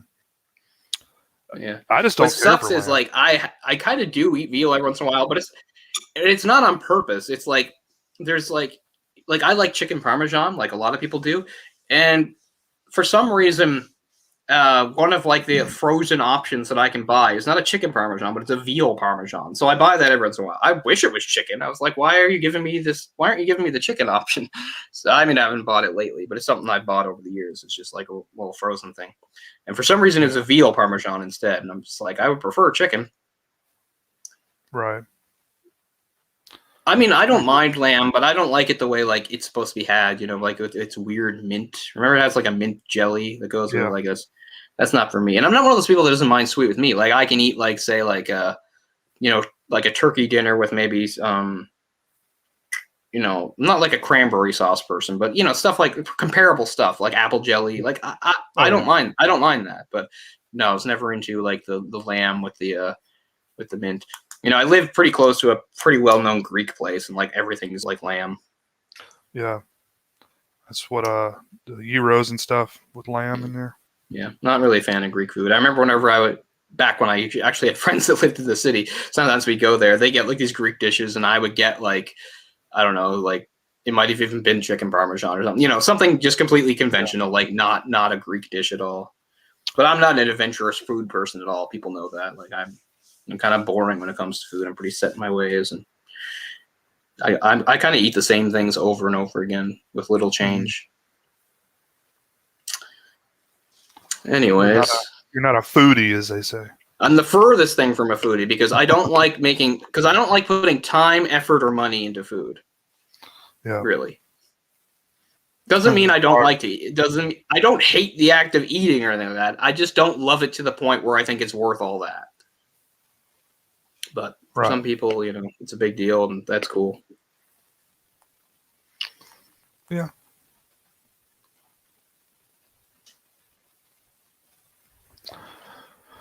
But anyway, so we can get back to the film here. Yeah. So I'm trying to think some more about the other brother, the younger brother, Sandy. You know, clearly they're two pretty different siblings. Sandy, like the other, you know, Mikey's very smart, and it seems like he's probably a bit socially awkward and stuff like that. And Sandy seems more like a regular kid type thing. You know, he likes blowing shit up. I like when the mom catches him blowing things up. She's like, you know, stop that, and gives him a little speech. But then, like, what is this? Oh, that's the whip that the uncle gave me from wherever. Mexico like, or something. And then the next scene is like a long shot of him like whipping a plant. Yeah, he's like whipping the flowers off their like rose bushes or something. I'm sure she doesn't want you to do that. But yeah, he's more like a killable. And he has that he has like that G.I. Joe. And that's actually, I think that's the moment where he kind of bonds with her. Like Mikey tells her like later, like he worships you, like he really likes you. But at the same time, it's like he's so young that like he's not ready for when she's like suggesting sexual stuff, right? But it's like I feel like what helped him get ready is they had like their bonding moment over like the G.I. Joe, because they're like playing with him, and she pulls him down, of course, and she's like, "Oh, looks like somebody else got his genitalia." And he's just like the communist Viet Cong, just like they left it at the jungle, and then they talk about blowing him up and stuff. It's kind of like that's where like they meet in the middle. Like he's still a kid who likes to play with stuff like that, and she kind of recognizes that, so she sort of meets him on his level. Yeah. I remember feeling truly shocked when she goes for, like, I didn't think she was going to revisit it when she says, let's get in your bed. Like, I did not think she was going to go for it a second time. Yeah. She's determined to traumatize this child. Or something like that. Well, you know what? I don't think the act itself would traumatize him, but think about how, like, the time plays out. To think that, like, while I was in bed with this girl, my brother went off and died. Yeah, that could traumatize you, right? Absolutely. That might give him some intimacy issues getting older, because he would just associate that with like his brother being away from him and getting killed. It might happen. I mean, I don't know. I mean, it's weird. Like, I remember I dated a girl, and she was like the only girl I ever dated that had kids, and her first kid. I mean, I'm sure it's true. She has no reason to lie. Her first kid she had when she was like 16 or 17, and it was apparently the product of rape. Like, a guy fucking raped her, and then she wound up having the kid, right?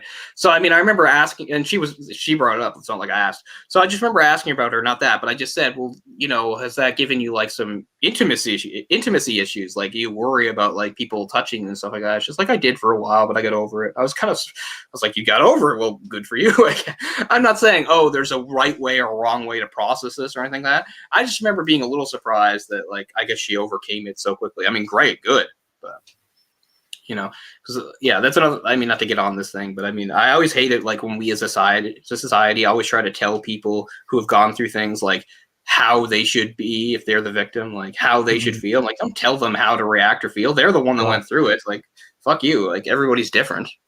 Yeah. You know, but well, also imagine if the gender roles were reversed here, and it was an older boy with like I mean, what do you think the age difference is? A few years, 2, 3 years? Yeah, it's 2 or 3 at the most. She's supposed to be 14. I mean, I'd say he's probably 12.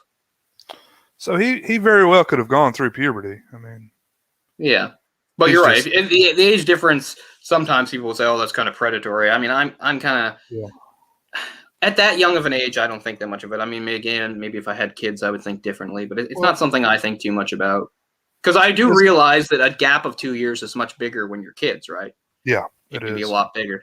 But I mean, I guess it just depends. But no, I've never thought 2 years is that bad. I mean, my first girlfriend was 2 years younger than me. I don't think that made me some sort of creep, you know? Right, not at that age, but it's like the the teacher and student relationship. Usually like you're Mary Kay Letourneau and you're with a 16-year-old boy. Everybody's like, yeah, get some. I Fuck her, really dude. dislike that double standard. I mean, I get why it exists, but part of me I guess that's the hypocrisy of it. It's like how society tries to have things both ways is what bothers me about it. It's like either acknowledge that things are different depending on the gender, or treat everything the same. And it seems like people go back and forth because people are like, well, yeah, you'll have plenty of people say, she's like a predator and she should be locked up and stuff like that. But then there's plenty of other people that'll say, no. I'm just like, we need to come to some consensus here because it's sort of annoying to see like and then, you have a movie like That's My Boy, like making fun of it. And I'm like, but if it had been a male teacher and a female student, it would instantly be jail time. No questions asked. I mean, a 20-year-old girl and a college professor, that's bad news. It's not illegal, but you're definitely getting fired. Yeah, because they're going to say it was abuse of power or whatever, right? Right. And certainly just very inappropriate for the thing. Was Katie Holmes? No, it's such a stupid movie. I've kind of erased it from my brain. It might have been Katie Holmes. So there's a movie called Loser. It's a terrible movie with Jason Biggs. With Jason Biggs, and I think it might be Katie Holmes. But anyway, it's some girl that he likes. I think it may be Rachel Lee Cook, actually. Oh, okay. But anyway, I hope not, because I love her. I'd hate for her to be in such a shitty movie. But anyway, I've talked about this before. Like, I put it under my list of unfunny comedies. And you can say, well, lots of comedies aren't funny. I mean, movies that are billed as comedies, but when you watch them are actually quite uncomfortable and stuff. And that was one of them. And it's a stupid, stupid plot thread.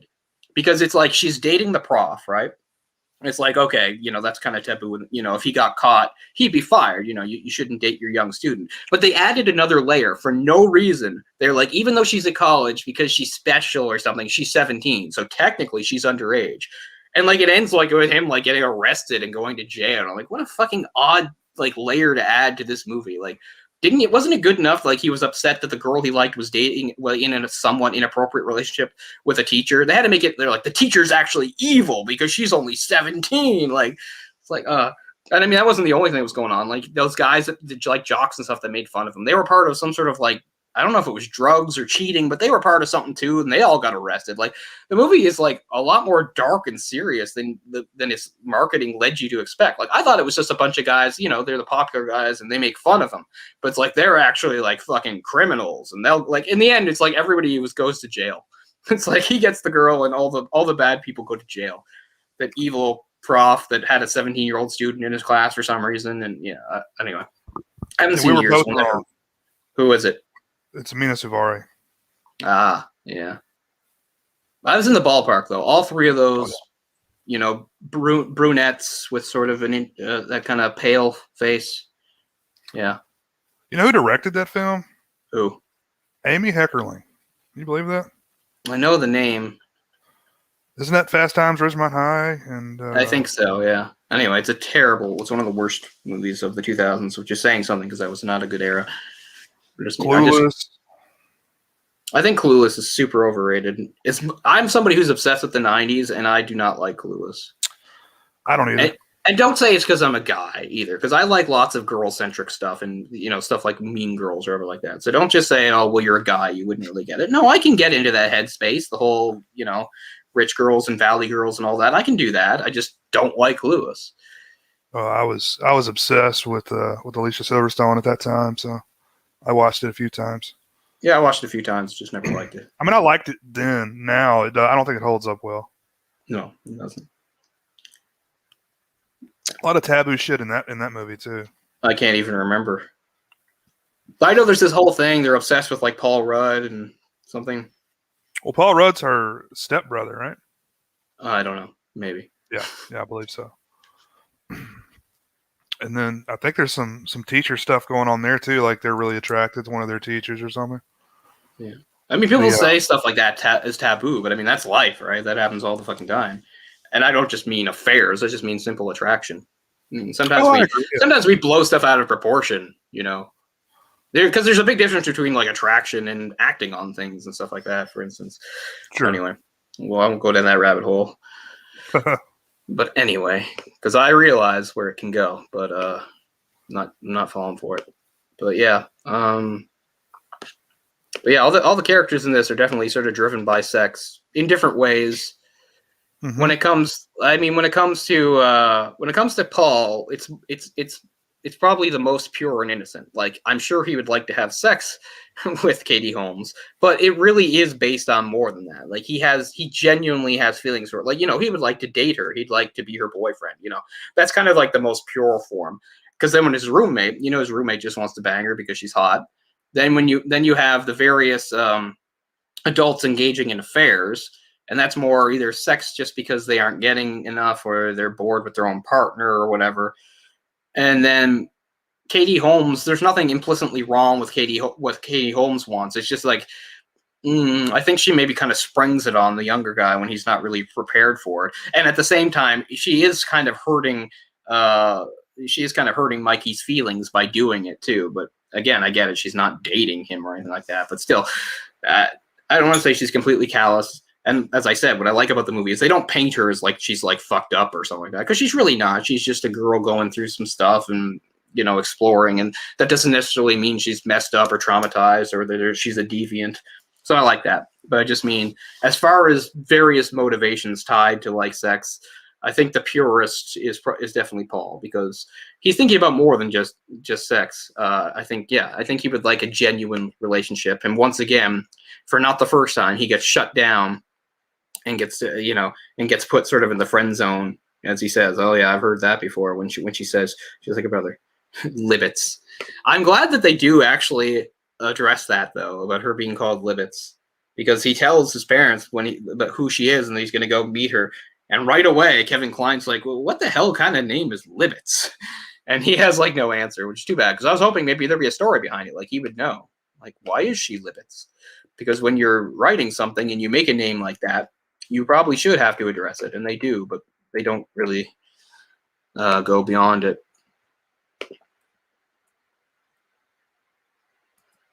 Let's see here. Oh yeah, you have a few different narratives wove together. Obviously, for the younger characters, it's coming of age. For the older characters, it's just more kind of standard boilerplate for domestic drama. You have, again, the backdrop of the 70s thrown in there. The Key Party is an interesting device because of you don't really get a lot of, I don't want to say explanation, but you don't, because what I'm talking about is you have characters that are already engaged in affairs. You know, Kevin Kline is already having an affair with the neighbor's wife, and this comes out, and his wife knows it. And that's what makes her want to go to the Key Party, I guess, because she's sort of saying, you know, if you're already cheating on me, then I might as well cheat on you. And here's a good, fast way of doing it. We'll get it out in the open. And the weirdest part probably is when she winds up alone because the other guy, the husband of Sigourney Weaver, like, I don't think he wasn't cheating on anybody, and I don't think he had any intention of engaging in the Key Party stuff. I think he just got to see his wife go off with some guy for some reason and was sort of crushed by it. Then also found out I think at the exact same time, found out about his wife's affair. So then he's just like, oh, here I am with the, you know, sort of the other victim, this woman.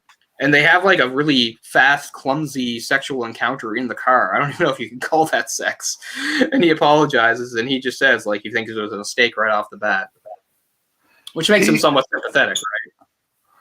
I don't think either one of them wanted to do that. He even says, hey, we're neighbors, we're good friends, it would be awkward. And I totally agree with that. Yeah. But, you know, he didn't seem like he was gung-ho like all the other guys were, you know. Yeah. And she, I think, like you said, was only doing it to get back at Ben. Yeah. Ben? Yeah. Yeah, Ben. Kevin Kline is Ben, right? And like, yeah, Like I said, they have some sort of weird, clumsy sexual encounter where I guess I don't know if he ejaculates really fast or something like that. It was Are, really is, aren't, fast. mo- aren't movies and TV interesting? Once again, there's only two extremes. Guys are either like amazing sex machines that can go all night and please any woman, or they're just complete embarrassing failures that ejaculate within seconds. There's no in between. There's nothing. It's either one or the other. It's either Casanova or dud. And I got to tell you, man, when you're a virgin, it's all this shit's really intimidating. 'Cause you're like, what if I do that? I'll be the laughing stock. What if she's not satisfied? And I don't think women have to deal with that. I don't. It was think they something I understand worried that, about. but Yeah. It's me too. And I'm not trying to turn this into not satisfying. some sort of whatever. Yeah, and I'm not trying to turn this into some sort of like weird humble brag or backwards thing, but I'm not like I was so virile, but I just mean I felt like I worried for nothing because I never really had any. I'm not going to say I've always been an amazing lover who did everything right, but I'm just saying I never had any of those embarrassing problems that they would show a lot happen on TV and stuff like that. Maybe it's going to hit me like a truck in a few years. I'm on the wrong side of 35. Who knows what's going to happen? But I just mean, but I don't know. It's so ingrained in our culture. Our pop culture. It's all over the place, premature ejaculation or whatever, and the guy apologizing, and the girl either being sympathetic or saying you're not a man or something like that. Yeah, it was fun. I've mentioned this before too in another edition of me giving too much personal information about myself. But the part when she's in the bed and she's talking, when Wendy gets into the bed with not Mikey but Sandy, she asks him about nocturnal emissions. And she has to explain it to him. She realizes he's still young. He hasn't even learned it in school or anything yet. And I think I said this before. That never happened to me until I was an adult. And it scared and it freaked the hell out of me because I basically went through puberty thinking, oh, this is something that could happen. Never happened. Completely forgot about it. And one day when I was 22, it happened. And I was like, what? It really freaked me out. So, because I just thought that was something doesn't happen for everybody. You miss the boat on. So yeah, I was really confused and weirded out the way somebody who maybe is 12 and does it, but I was an adult because I was just I thought the window was gone. I didn't think it could happen. So it's kind of funny in retrospect, but yeah. Yeah, it never happened to me either. Yeah, I'm jealous of people that have sexy dreams because I never do. And I have all sorts of crazy dreams. This is funny. It's almost like a metaphor for my life. I have dreams where I'm supposed to have sex with somebody and things happen and it never actually happens. Yeah. You're getting cock blocked in your own dreams. Yeah. It's crazy.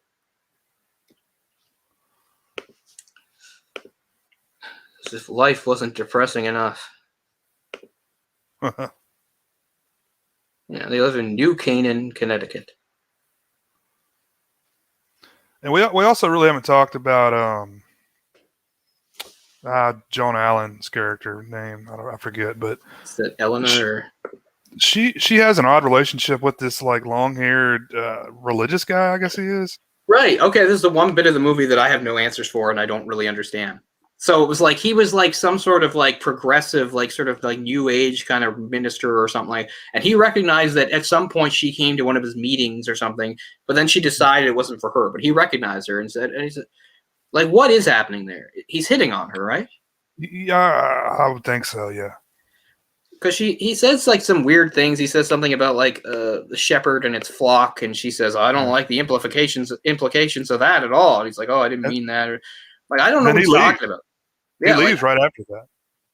Yeah, see, that's a plot point that didn't seem to go anywhere. I didn't understand what was going on there. Well, she's obviously going through more than just her marriage problem. She's I think this is probably what the film is about, discovering who you are, as a person. But she's having some sort of midlife crisis or something because, she rides her bike to the drugstore and steals a bunch of makeup and gets caught. Yeah. Oh, yeah. I guess as part of we want to show Wendy as troubled. Oh, that's why she's acting out sexually because we saw her shoplift too, right? She shoplifts. Right. But yeah, the mother gets caught, which is pretty funny. That's a common thing I know among younger women and maybe boys too, but to shoplift to get the rush from it. Yeah. Yeah. Even if you. I don't want to label. I always associate it more with girls, but I'm sure it was never something I ever thought about. I always just thought, one, I don't see the rush, and two, I just thought it's not worth it. Like the shame and embarrassment of being caught is something I would never be able to live down. You know. Yeah, I It's even less to do with it's wrong to steal. Everybody knows it's wrong to steal. It's not, and I'm a super guilty person, but even I don't think I would be like, oh, I stole, I'm a thief, I'm a horrible criminal. I don't think I'd be like that. It's just the embarrassment of actually getting caught. Like I wouldn't be able to get through that. Having adults like shaking their heads at me and saying, all right, son, this isn't, this leads to crack, and next thing you know, you'll be shooting people, all that crap. Like I never wanted to be in that situation, so I was like. There was never anything in a store I genuinely wanted to steal either. Well, I mean, not to, talk too much personal shit here, but my parents were rather, successful. So I always had money to buy stuff, pocket change, so I didn't need to steal the pack of gum. I could buy the pack of gum, That's true too. So I mean, I get it from the point of view of somebody that grew up kind of poor and then never was able to buy stuff for themselves, like the sense of longing in a store. Oh, maybe I could just grab that because other kids have stuff and they don't. Yeah, I didn't have to go through that either. Usually if I wanted something, I get it like within reason. I couldn't have everything I wanted, but the things I cared about and wanted, I could either earn some money for in some way, or my parents would just outright buy for me. So I didn't have that motivation. So I will give some credit to that there were and are kids, that like are quite poor, so they can look at like something in a store with a lot of longing because they're like, I'm never going to get that, but if I could just steal it. So I get that. Yeah. But, yeah.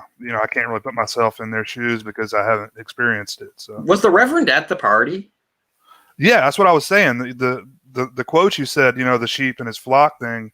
She said that to him at the party. Yeah, sometimes the shepherd needs the comfort of the sheep, and she says, "I'm going to try hard not to understand the implications of that." Because I guess that's the other thing, right? He's already been really weird to her out in public, and now she meets him at this party. Like, what a weird place for like a reverend or whatever he's supposed to be. Right. Yeah, I think he kind of rethinks his decision to go there, so he leaves. Oh, he leaves. Like, yeah, I couldn't remember, but it was just clear to me like he was into her or something and was trying to hit on her. I guess. Yeah, it's got to be, right? I mean, yeah, that's the one part of the movie where I don't really know what's going on. It doesn't seem to have any real payoff either. It's just she has some uncomfortable moments with him, and then she has some uncomfortable moments with him again, and then he's gone. Doesn't figure into anything that happens. And she's a likable character, even though she doesn't get a lot of screen time. But on the other hand, Janie is just a bitch, right? Like, Janie's an awful person. I don't go as far as awful person, but she's definitely less sympathetic. Well, I mean, the way she treats Ben, the way she treats her own husband, when he comes home after being gone for weeks, like she just kind of turns to the side while she's reading her book and won't even like listen to what he's saying. Yeah. I mean, I understand how that looks in the context of the movie, but sometimes it's because we don't know everything. Because sometimes, like, for all we know, he was super neglectful. There's a part where when he comes back, his sons are, like, confused because they're so used to him not being around, right? Mm-hmm. So I don't think that makes him a bad guy, but sometimes, sometimes people, they don't realize the effect they're having sometimes. I think it's more like that. Like, I don't think he's a bad guy. I don't think anybody in the movie is that good or that bad. It's just more sometimes people aren't as cognizant of the effect that some of their decisions or actions make. Because I don't think he's a bad father, but I think he's just sort of caught up with work and everything, and he's just sort of not really realizing the effect it's having on his wife and kids. His wife obviously resents him for it, whereas his kids have just sort of gotten used to, just ignore, whether he's there or not doesn't really matter to them. It's kind of, they got to a point of indifference, I guess is what it was.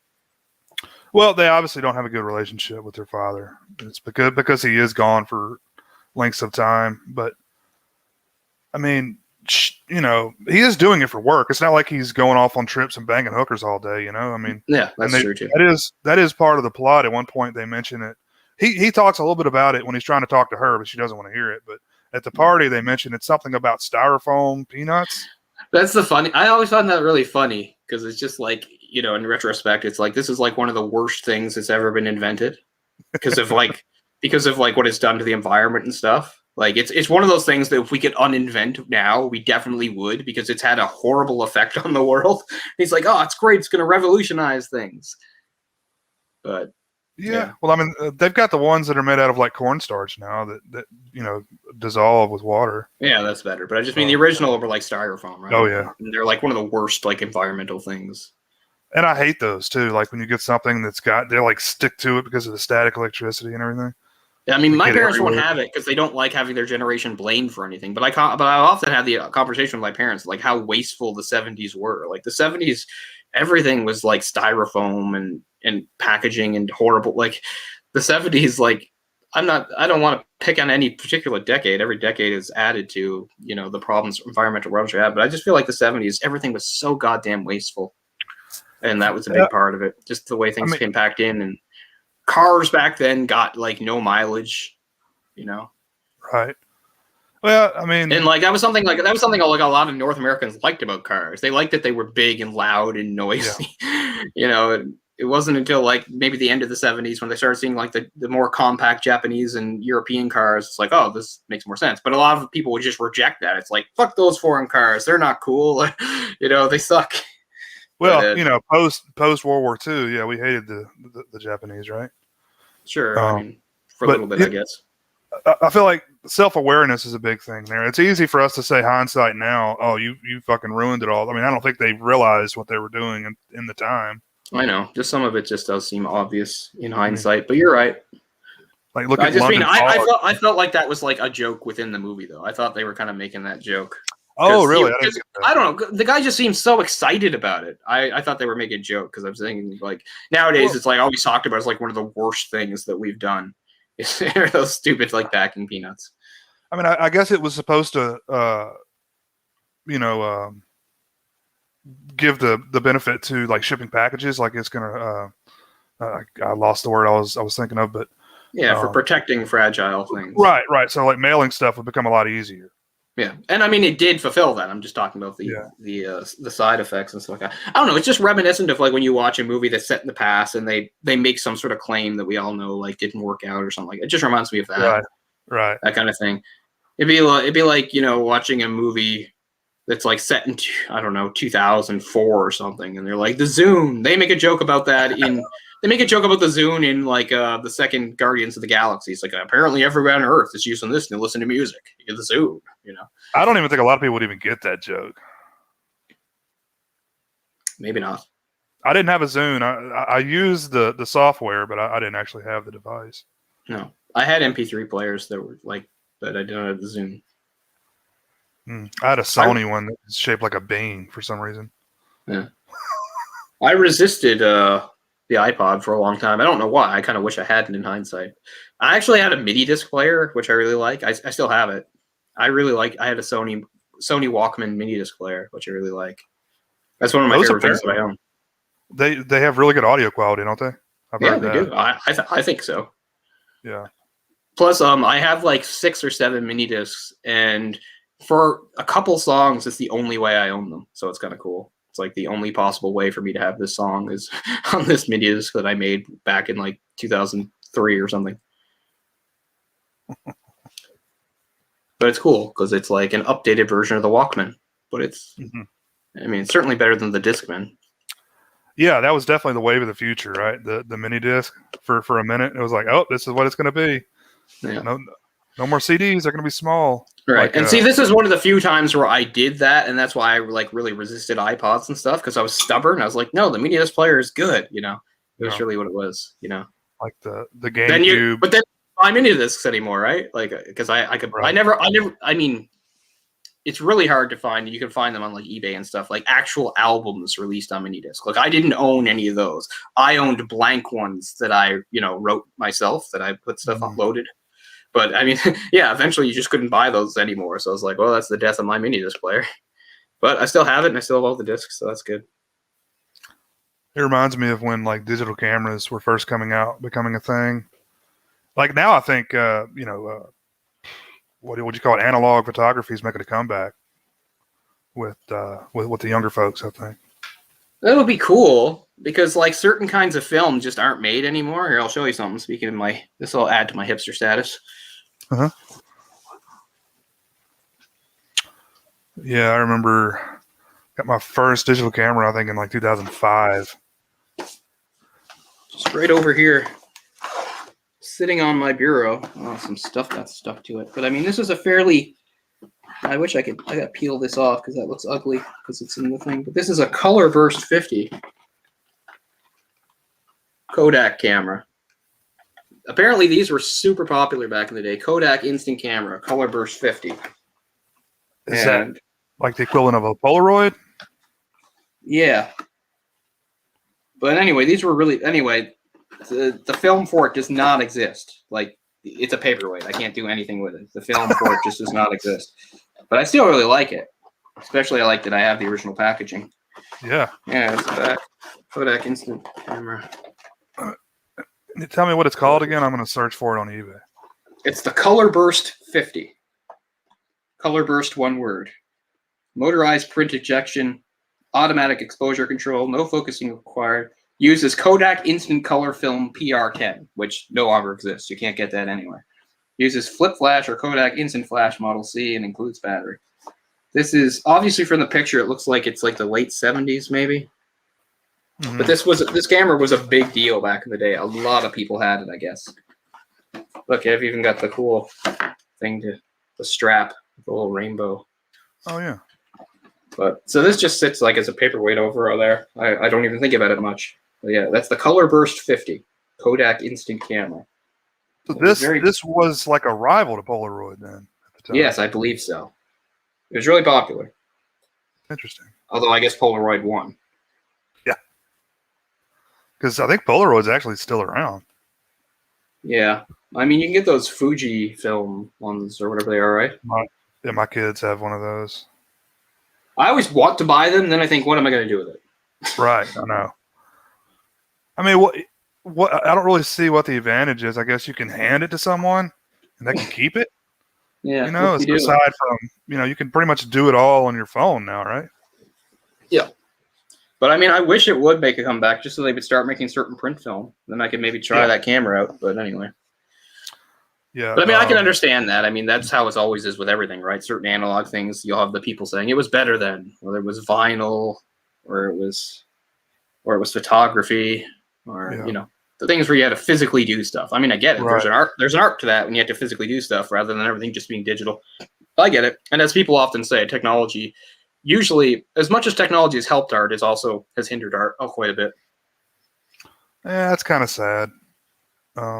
But Hayden, the Cornelius collection that was in the chat earlier, he's a big photography guy, and he does a lot of shooting on expired film. Yeah. Apparently, that gives you some cool effects and stuff. Yeah, I've never heard of that before. That's interesting. I hadn't either. Yeah, I looked it up, and it's pretty interesting. Yeah, I mean, I spent a lot of time around aspiring photographers. I was never one myself because I went to J school, and obviously some people wanted to be photojournalists. That was a big deal to them. It's not like I was not interested in it. I just knew I wasn't good at it. I mean, technically, I have taken photos that have appeared in print. I mean, so at one point, I wouldn't say I was a professional photographer, but I've taken professional pictures. But I mean, there's nothing special about them. And nothing will teach you more about what a shitty photographer you are than going back to the office and having everybody gathering around the computer and having professionals tell you what you did wrong. That was basically my experience whenever I had to shoot my own stuff. I mean, most of the time, it was simple stuff. I mean, if it was something important, they would send the photographer with me. But like for certain things, and this was not a big deal, like a couple times for some concerts I did it. But the main thing was sometimes we did these profile stories and you do a headshot. Anyway, this is back in the early 2000s, and I had these terrible Canon camera that was terrible for action shots. I hated it. There was a delay on it. It drove me nuts. So, I mean, the camera wasn't very good either. But yeah, I mean, I really appreciate photography. It's funny because everybody knows too, like one of my favorite things is like comics and animation and stuff. I can't draw, for instance, So as much as I love all that stuff, I'm not a visual person in some ways. Like, especially like I'm much better at like things I hear. I'm better at recognizing voices and stuff like that. Like right now, I finally embarked on learning Japanese. I'm like not retaining anything of the written stuff, but at least I'm retaining some of the stuff that I hear. And that's probably, always going to be a battle as I go forward.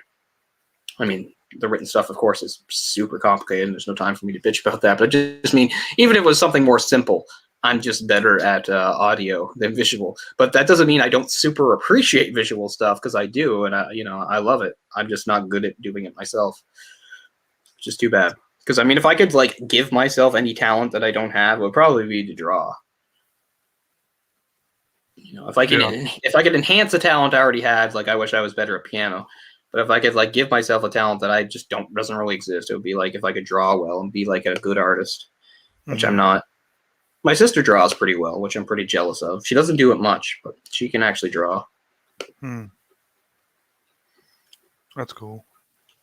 But speaking of the audio, fully 70. When we did the Virgin Suicides, anybody that watched that movie would probably think that has a fully 70s soundtrack, but it doesn't, because they snuck several songs by Canadian band Sloan on there. They just sound really 70s, so they fit in really well, but they're not. But this is that. What's annoying is like there is a page it has an official soundtrack with 12 tracks on it that you can look up. None of them. Do you remember what song was playing when Paul is out at Katie Holmes's house with the other guy? There's a scene. It almost sounds like an Elton John song. I thought, is this an Elton John song, like one of the lesser known ones? But I mean, I looked up the soundtrack. It can't be any of these ones here. It's not Frank Zappa. It's not David Bowie. I know that Montego Bay is played at the party. So is Coconut. Put the lime in the coconut. That's played at the party. Help Me Make It Through the Night is, I think, played at the party. The one song I don't know is Too Late to Turn Back Now by Cornelius Brothers and Sister Rose. Maybe it's that, because I don't know what the fuck that is. And it's not I Got a Name, which maybe you don't recognize the title, but it's the one, it's the Moving Me Down the Highway one by Jim Croce, which is a really great song. That's when Paul and Christina Ricci's character are talking after he gets back, right? When that song plays on the record player. Yeah, he says, is that my record? And it starts skipping. Yeah, that's the Moving Me Down the Highway. Poor Jim Croce, another great artist that died way too young. For people that might not recognize the name, he also did Bad Bad Leroy Brown, which is just a really fun song from back in the day. I can't remember what he died of, but he died like in his 30s. Plane crash. Yeah, another plane Apparently, crash guy. The day that song was released was the day he died. Shit. In a plane crash in Louisiana. But anyway, I don't know. I need to see the scene again, but it sounded a lot like Elton John to me, but obviously it wasn't. But I don't know what it was.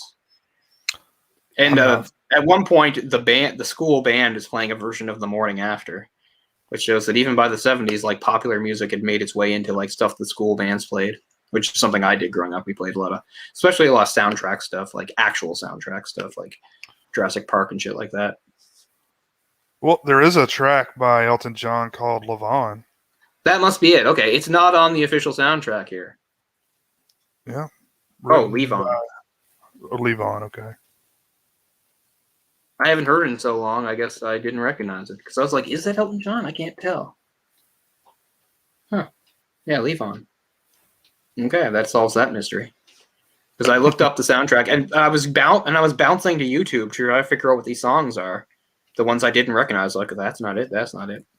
I'm not sure where the David Bowie song was. I didn't recognize it. It's a song called I Can't Read. I'm not sure where it was used in the movie. It's hard to remember. There's a lot of songs. It was actually written for the movie. It's not a 70s David Bowie song. So there you go. There's a non-70s song. Or no, it was written in 89. That's weird. He re-recorded in 97 and it got put on the soundtrack. But he actually originally wrote it in 89 for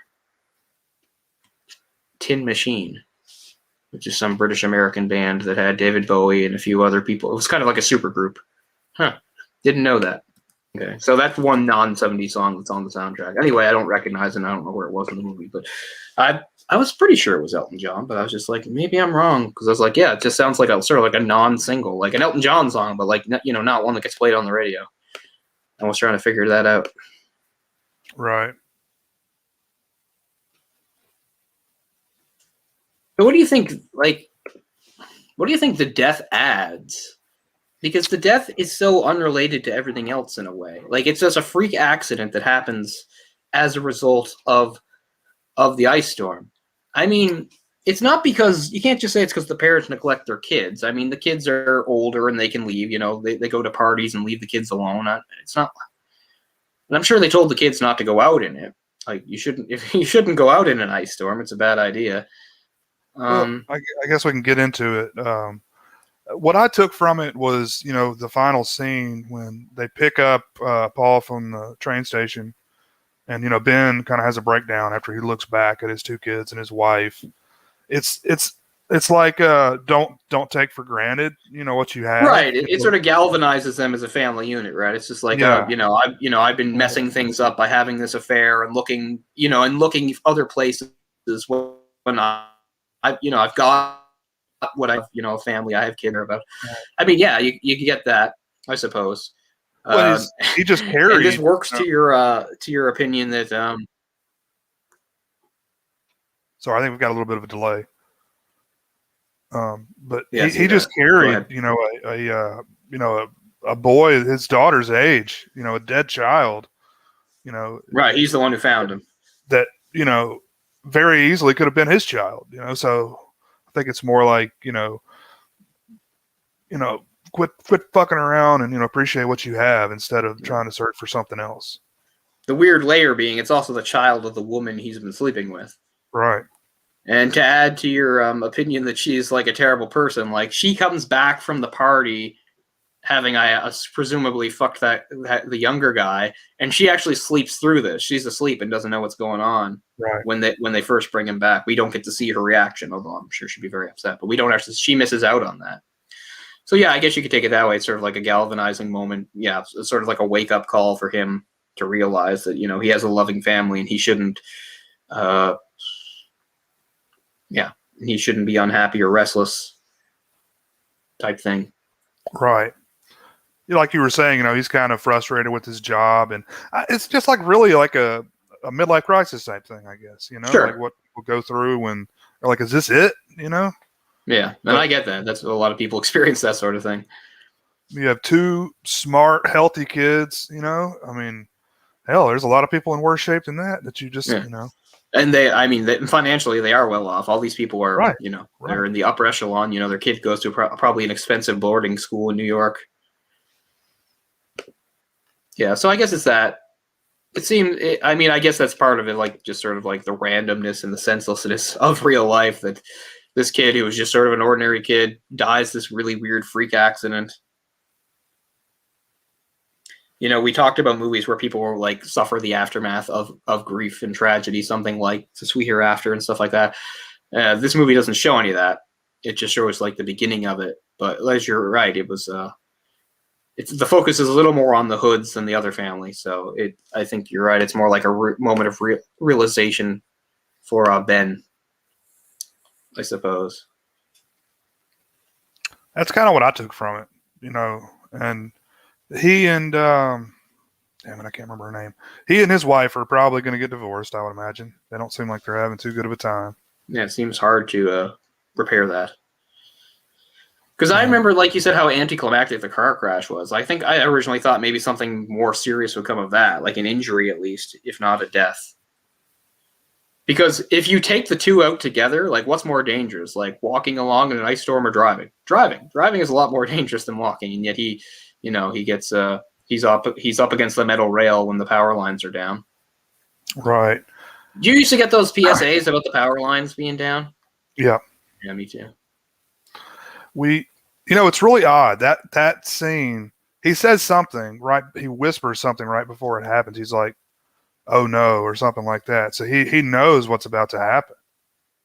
Yeah, because the thing is, he is a smart kid, and I think they're just putting the whole spacey thing out there again. Like he's enchanted by sort of the beauty of what the ice storm's doing. So he's not really thinking clearly, which is why he's kind of being reckless, bouncing on the diving board and stuff like that.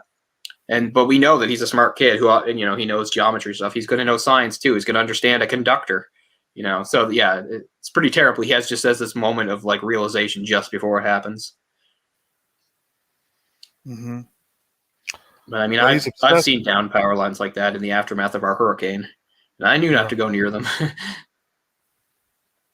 Right. Of course, I was an adult, but still. And I was being somewhat reckless because, I mean, the hurricane wasn't even truly over when my friend Shane and I went out to survey the destruction.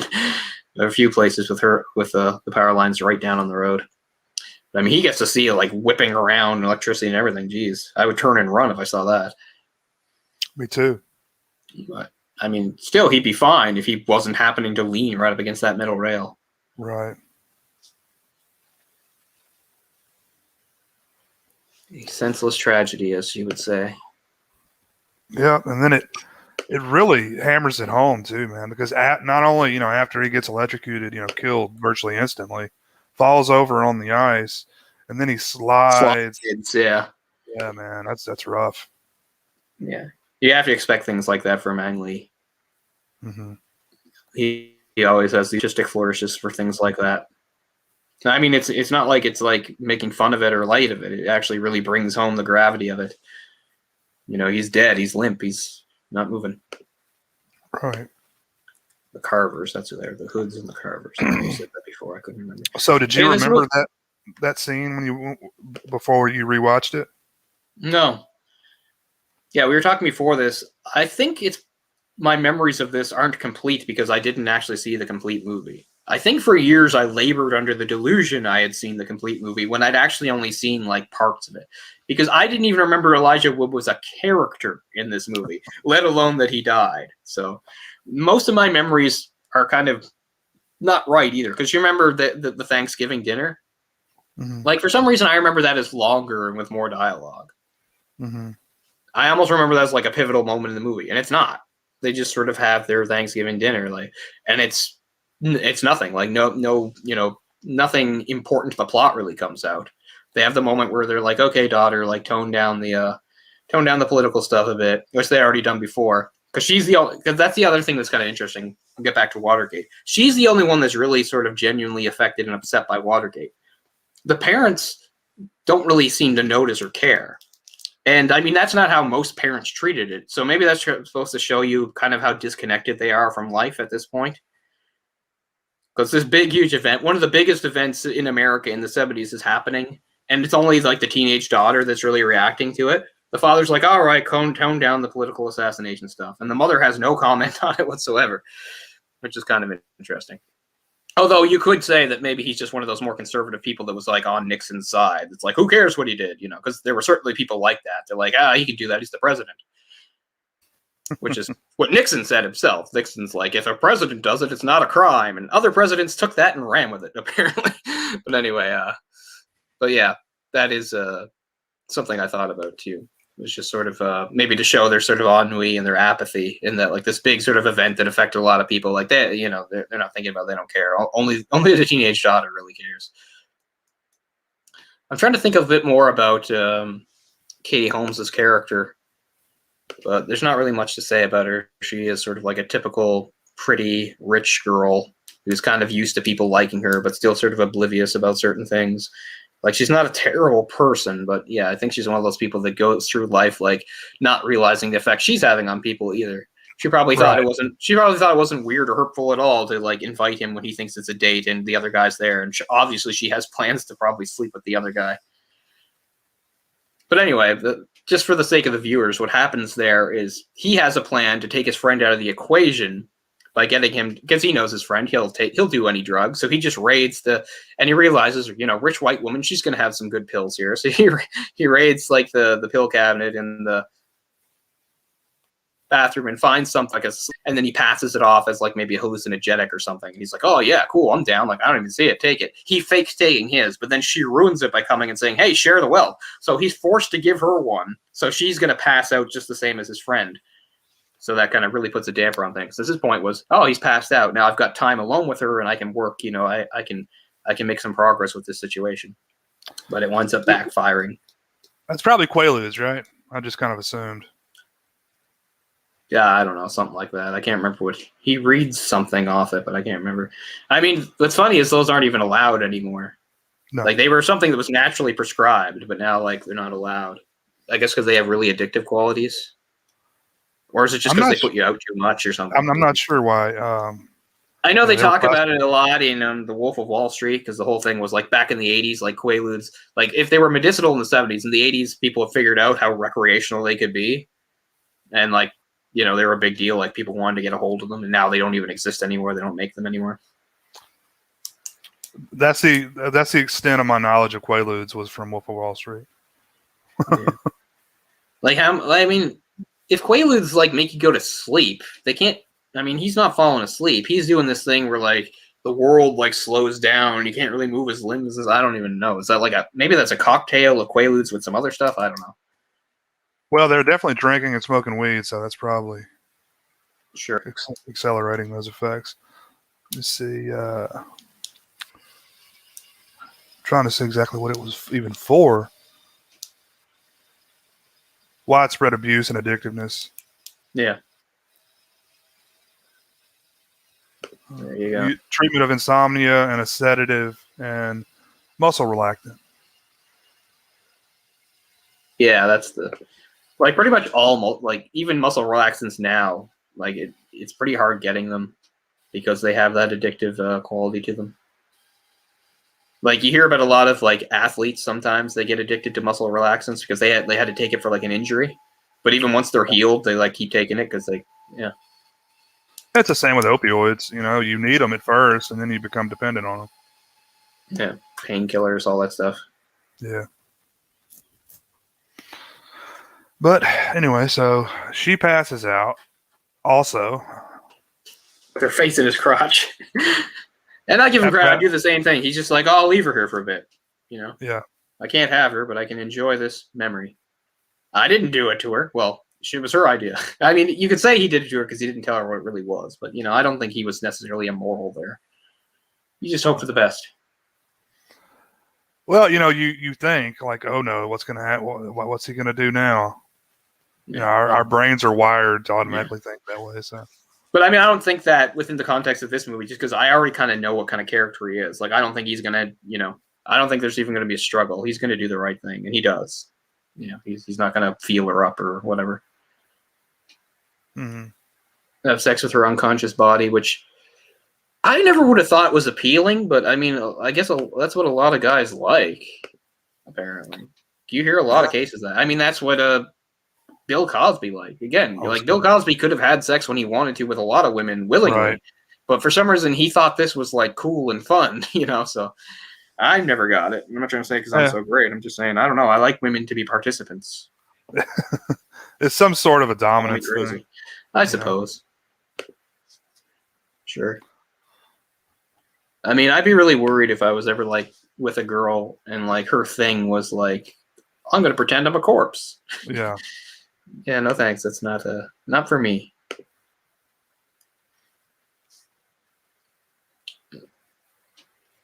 Yeah. Yeah. I'm trying to see, like, there's the producer of the movie. His wife was a literary scout, so she actually personally knew Rick Moody, who's the author of the book. So I think she was the one that had suggested to him to make it into a movie.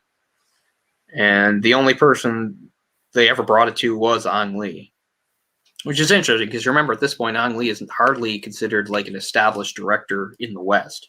He's done a few Chinese language movies, but at this point, he's only done one English language movie.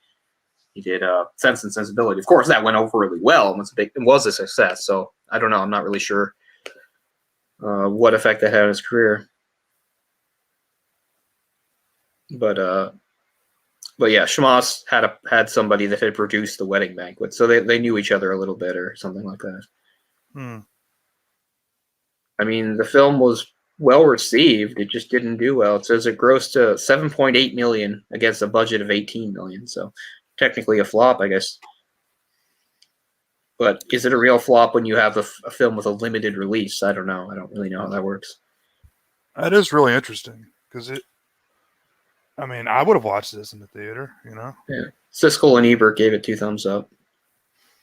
I think Siskel said it was his favorite movie of the year. There you go. Yeah. I'm surprised there's not more information about it. I mean, I'm seeing little articles here and there, but they're not really saying anything. I was hoping to like maybe add some extra interesting background to it, but there isn't a lot out there. Maybe if I dug harder, I don't know. Just trying to look to see it. Looking at Ang Lee here on Wikipedia, trying to see what it says about the aftermath of Sense and Sensibility. But again, it doesn't really say much about like how it changed his career or anything like that. It won the Golden Globe for Best Drama. Thompson had described the experience of working with Lee in his first English language film, noting how taken aback Lee was when the actors asked questions or provided suggestions, something Thompson notes as uncommon in Chinese culture. Yeah, that's true. Like, So basically, they would do what you told them if you were the director. they were asking for notes, like, for like encouragement on their character's motivation or whatever. Yeah, and sometimes they'd had suggestions and stuff like that, and he was sort of shocked by it. But apparently, I guess he rolled with it. Like, he didn't like yell at them or say, "This isn't how we make movies." Yeah, there's some great performances. Yeah, I'd like to in see here. Ride with the Devil. It's good. Criterion put out a release of it. Some good. Yeah, actually, the version I wound up watching was like a rip of the Criterion Blu-ray, I guess, because the Criterion emblem came on the screen when it started. Yeah, it's good subtle performances, I guess it is. I mean, we all love, the extreme performances. We love, I don't know, people playing the Joker or whatever like that, but it's good to see some subtle performances of like real life type people. Realistic. Mm-hmm. I mean, this movie is a drama, and it's full of drama, but it's not full of yelling and screaming, and it's not full of crying. Right. It's more... It's more subdued, I guess you could say. Again, I think there is sort of like that running theme on Ennui, sort of running through it, like, disillusionment and midlife crisis stuff. People that have gotten to a point in their lives where they're feeling really flat and unmotivated and unhappy. Mm-hmm. And you can even see that get infecting the kids to a certain extent. Yeah, they've got the same melancholy attitudes their parents do to an extent. Yeah, exactly. I think so. Especially Christina Ricci. Yeah. But I mean, we're not doing a series, but I think we will probably do another film by Ang Lee because his stuff is really interesting to talk about. I've never actually seen Ride with the Devil, and I need to see Lust Caution again. I wouldn't even mind seeing Brokeback Mountain again. It's been a long time. I'd like to cover that one. Yeah, okay. Well, we'll put a pin in that and say at some point we'll do Brokeback Mountain. Because that was really the movie that, like, put, speaking of the Joker, that put him on the map. Ledger. Heath Ledger. I mean, Heath Ledger was always a pretty good actor, but I think that was sort of like his star-making role where people really started to talk about him. And also why so many people were confused when he was cast as the Joker, which I think is weird because it's just like people don't like people, especially like guys, people that know me like you and Eric and people have heard me bitch about various casting choices, whether it's for comics and stuff like that. But I think they're based in something rational. I still understand that actors act and that they play roles. Sometimes I think the average movie-going person doesn't get this because like, this guy that played a gay cowboy is going to play the Joker? Like, mind blown. Like, that's impossible. Like, why? Why is it impossible? That's the point. If you're an actor, you try to have range. You try to play roles that are different. I mean, some actors get typecast, and some of them don't mind, and others really struggle to try to break out of it. And some of them go too far. Some of them are so sick of being typecast that they take something that's completely outside their wheelhouse and kind of make fools of themselves doing that. Trying to think of a good example of that. I know it's happened before. Or sometimes they just overcompensate. Because, I mean, look at Robin Williams. Robin Williams was a good actor, period. And, of course, he's a comedic actor, that was his strength. But he also showed that he could do good dramatic roles. But I think sometimes he went overboard in doing the dramatic roles, too. Because I think he would kind of want to overcompensate. Like, hey, I'm not just funny, Right. I think that happens with a lot of comedic actors. I mean... And sometimes it just takes them a while to figure out if they can do it or not. Like Jim Carrey, for instance, he kind of like was always super comedic actor, and then like the role that sort of bridged the gap. It was comedic, but it was also dramatic. Was the Truman Show, right? And most people thought it was pretty good. I like the Truman Show. It's not amazing, but it's pretty good. And then after that, he was like, okay, I'm going to step into like some hard drama now. And he did this movie called The Majestic, and it is cringeworthy bad. It's that bad. It's a boring, flat movie. And all throughout it, he's going wide-eyed and everything, just, trying to like really pull on our heartstrings and stuff like that. And it doesn't work at all. And you're like, and I think at that point, a lot of people are thinking, okay, serious drama, Jim Carrey, you cannot do that. But then I think he's really great in Eternal Sunshine of the Spotless Mind, which is one of my favorite movies, period. Love that movie, even though I haven't seen it in so many years. I'm going to get over that and watch it soon. I got to stop being such a pussy. But, well, Jim Carrey, I think he's trying to get an Oscar, or was at least. Yeah, and that's the other thing, is trying to get an Oscar, trying to be seen as a superior actor. And there's nothing wrong with that, but I think sometimes it's sometimes it's so blatantly obvious that it just looks bad. So that happens. So what's good about this movie is you have a lot of fairly established actors that have already shown different ranges and things like that. But I guess the most impressive part is you have like young people like Elijah Wood and Christina Ricci and Frodo. Oh, I said Frodo, Elijah Wood. Tobey Maguire. Yeah, I mean, all of them have acted a little bit, particularly, but I mean, still. It's an interesting progression. I think this is actually, if you're going to talk about somebody breaking out of what had been preconceived, when you have somebody like Elijah Wood. Elijah Wood had sort of been like it's hard to say what he was. He was sort of in the same sort of ballpark as like a Macaulay Culkin. It's like, okay, here he is. Here's our, sort of photogenic, bright-eyed American boy. And we're going to put him in fun, situations. He's in Flipper. That's great. He's in one of the worst disasters of all time, North, which is a fun movie full of stars and cameos and songs. Like this is our guy. Like he's in like on like the cover of like Disney Adventures, which I get. He's there. And this is more. He's a bit older now. He's getting a bit older, and he's sort of transitioning into something more serious. And you really see that in this movie, which I like. Mm-hmm. Yeah, this is kind of seemed to have a later start. Like I don't remember Tobey Maguire as a little kid. I know that. No, that's Elijah Wood too. Or wait, is it Elijah Wood or Tobey Maguire? He's one of the two kids that's like watching Marty play the arcade game in Back to the Future Part 2. Is that Elijah? Is that Elijah Wood? Yeah, it's Elijah Wood. But I don't remember Tobey Maguire in anything before this. Was he in anything as like a little kid? Like he's about 15, 16 in this movie. I don't remember Tobey Maguire as a little kid. Yeah, he would have been 22. He was already 22. Yeah. Well, he's only supposed to be 16 in the movie, and it's fairly believable. He looks younger than he is. So does Elijah Wood. Yeah. Which is nice because so often they have like, they try that and it doesn't work out. You've got actors that look way too old for the part. I mean, Christina Ricci would have been 17, 18 in this. Tobey Maguire's first film credit is in The Wizard. Oh my God, that's amazing. He's one of Lucas's friends. Oh, how did I not know that? I probably did know that and forgot. Blossom did some TV work. Blossom, Roseanne, Jack and the Fat Man. But yeah, this really is his first like movie role. Like he's in several movies before this, but he's not like anybody important. He's just somebody in the background. So this is really his first role, Tobey Maguire. He was in This Boy's Life. I don't know how big of a role he had in that, but it was somebody named Chuck Bolger in that, but I don't know. Have you ever seen that? No. That's a great film. Is it? What is it? I have to look into this. Robert De Niro, Leonardo DiCaprio. Leonardo DiCaprio, wow. Elijah Dushku must have been super young. She was his little sister, I think. Yeah, 1993. I don't think I've ever even heard of this. Memoir by Tobias Wolff. Tobias Wolff. Oh, that's a writer. I've heard of his name, although I've never read anything he wrote. That's interesting. But yeah, Leo DiCaprio will be another one of those guys that have like the really successful transition, right? He did child acting and pretty much seamlessly became a really. He's probably even more successful than any of the others. Yeah, that's true. It's it's that transition that you got to nail, or it's not going to work. Yeah. But yeah, I haven't seen Tobey Maguire in several years.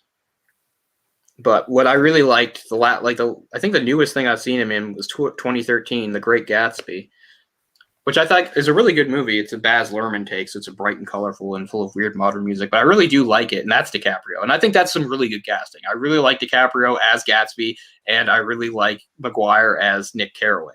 because Caraway is that kind of character. He's sort of a shy, awkward, off to the side character. Because if you don't remember the book that well, he's the narrator of the story, right? Like he's telling the story, but it's all about Gatsby, and he's just sort of like this shy, quiet, unassuming guy. And then he meets Gatsby, who's like this larger than life character, and gets pulled into all the drama of it. Like it's like just the perfect thing for Tobey Maguire to be in.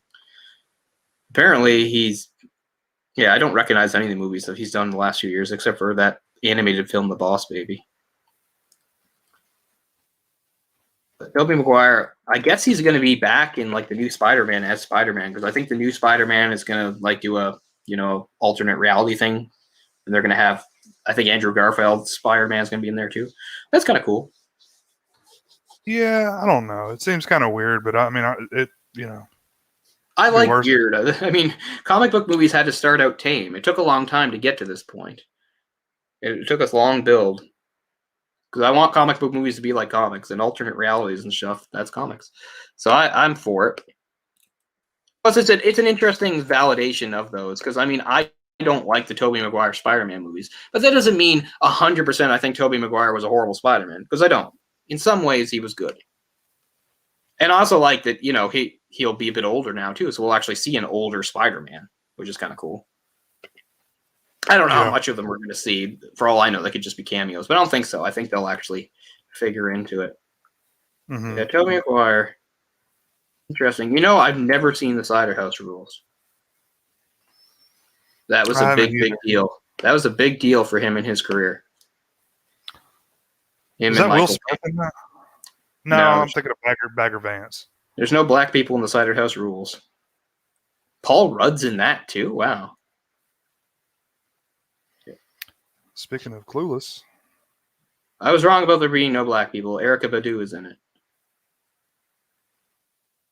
Anyway, I've always wanted to watch Cider House Rules. I just never did.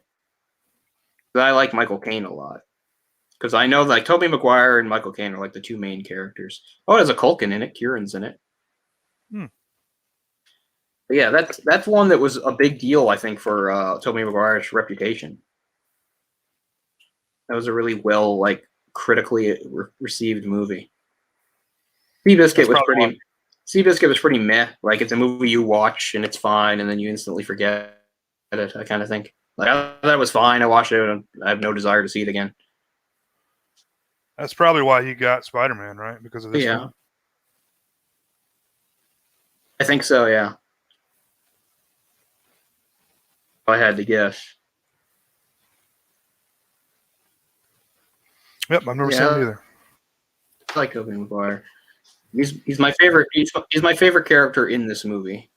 But all the characters are pretty interesting, and they play off each other well, which is one of the reasons why it works. Because when you have like these domestic dramas, you need them to mesh. You need like a chemistry or something like that, or to fall apart. Especially when you have something that doesn't have like a main character in it. It's like, because all the characters are kind of equal in the way, and it's all about how they interact with each other and affect each other.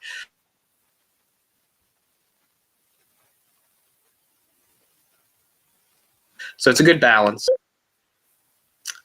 But anyway. But yeah, I'm definitely glad to finally see this all the way through, because I'm pretty sure my memory of having seen all the way through is wrong. I think I've only just seen parts of it, maybe on TV here and there, and then I kind of constructed the idea in my head that I'd seen the whole thing. Because there were entire bits that I didn't remember that were new to me, including the even involvement of Elijah Wood. Yeah, I didn't remember. I knew Elijah Wood and Tobey Maguire were in it. I couldn't remember which one of them died.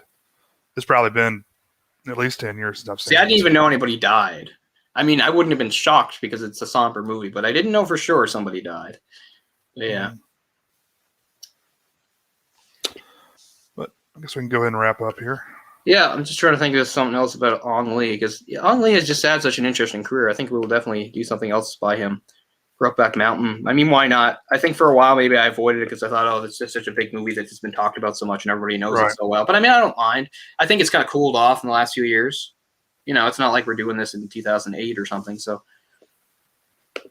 I think it's fair because a lot of time has passed now. That movie's almost 15 years old now, which is crazy to think of. So in a way, it's kind of a good time to maybe reassess it. perhaps. Sure. So I'd be okay with that. But yeah, let's get back to Ong Lee. I realize that for certain people, Ong Lee is kind of like the poster child for pretentiousness. I don't think that's fair. I mean, you have to understand the background he came from one hand, and you have to understand the subject matter of these other movies. I mean, the only time you could really accuse him of being really pretentious is Hulk, because it's just so different from the subject matter to, like, you know, sort of be that introspective and philosophical and somber and dark when it's, you know, kind of what most people, you know, a big green monster smash and stuff. Like, he really tried to get to the psychological heart of that, which I think is interesting and fascinating. Again, I don't think the movie succeeds. I do think the movie's a failure, but it's one of the failures I respect the most. There's a lot I find interesting. But I mean, as far as his other movies go, I don't find them overly pretentious at all. I think everything, it fits just fine. I mean, because it's the kind of touch that we're dealing with. I'd really be interested to see Ride with the Devil. Because it's not too long ago. Well, I mean, it actually kind of was a while ago. But I remember you and we were talking about various revisionist Westerns. Because, you know, neither of us are particularly into Westerns. But revisionist Westerns are interesting because they, you know, they flip things around and change things up a little bit. I mean, we actually did do one. We did The Proposition, the Australian revisionist Western. And that's how Ride with the Devil is described, which makes sense to me because, of course, it is, because it's friggin' Ong Lee. But yeah, set during the American Civil War, some guerrilla fighters. Yeah, it all sounds very interesting.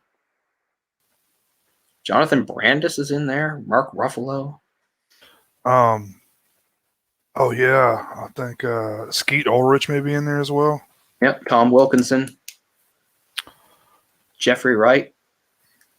Here's the weirdest one. Jewel. I didn't know Jewel ever acted in a movie. That is crazy. And she was like a main character too. Another good Western would be The Assassination of Jesse James by the coward Robert Ford. Yeah, that's a beautiful movie. It's, only a few weeks ago, I was looking at a list of movies with best cinematography. They picked that as number 1. Of all time? Yeah, I guess. Wow. I wouldn't put it at number 1, but it is really good. I would have thought like Terrence Malick film would make it or something. Yeah. Well, I mean, I don't know who this was. It wasn't even like a film site. It was like, I don't know what it was. You can probably find it again. You know, they're supposed to be of all time. Whenever they make lists like that, though, you thought was put in as you thought. Because I say of all time, and then there's like entire eras that are just completely ignored. Right. Because it's more like movies of like recent memory, except for like a few that you have to put in because everybody knows them. It felt more like that. So I wouldn't necessarily call it like a great legit list, but it did make me realize you're right. Like, the cinematography in that movie is great. So that's a good movie. That's Casey Affleck. Brad Pitt. And of course, Brad Pitt. Yeah. So I could see us doing something like that down the line too. There's some of those older ones from like the late 60s that are hard to find that really interest me. I know we talked about Soldier Blue before. They were kind of crossing the line from like, you know, Western, but also kind of like an exploitation film, which seems kind of crazy when you think about it. But it's the type of stuff that would like, you know, that was really influential for somebody like Tarantino and put so much of it in his movies, and Robert Rodriguez and stuff like that. But anyway, yeah, we can wrap up there. The Ice Storm. Yeah, definitely a cool sort of somber, sedate drama. I think it makes sort of almost a nice companion piece to our other film if you want to watch our episode on The Virgin Suicides, because they have a lot of similarities and a lot of differences too. I'd say this is more of a straightforward drama about, you know, getting into the lives of people, whereas the other one is more dreamlike. That's the whole point. It's the point of view of these boys watching these girls and how they view these girls almost as not human, almost like an entity. So really different sort of takes, but they both do a good job of, you know, showing American suburbia in the 70s. Definitely some of the events and some of the trends and stuff that were going on at the time. And this is yet another film on the 1,001 movies to watch before you die list. Yeah. I looked that up, and I think we have done something like 30 of them on this show. That sounds about right. It might even be 40. I can't remember now. And my personal view count is 360, I think. Wow. Give or take. I'm sure there might be a mistake here or there. But I was looking at that just about last week. I'll look at it again. Yeah, which is an interesting list, because the whole point is like it's not just best films. I mean, some of them are, but it's also just like films, they're worth a watch because there's something about them, So, there's some really accessible stuff on there too, like mainstream stuff. So it's definitely an interesting list. It's been updated several times.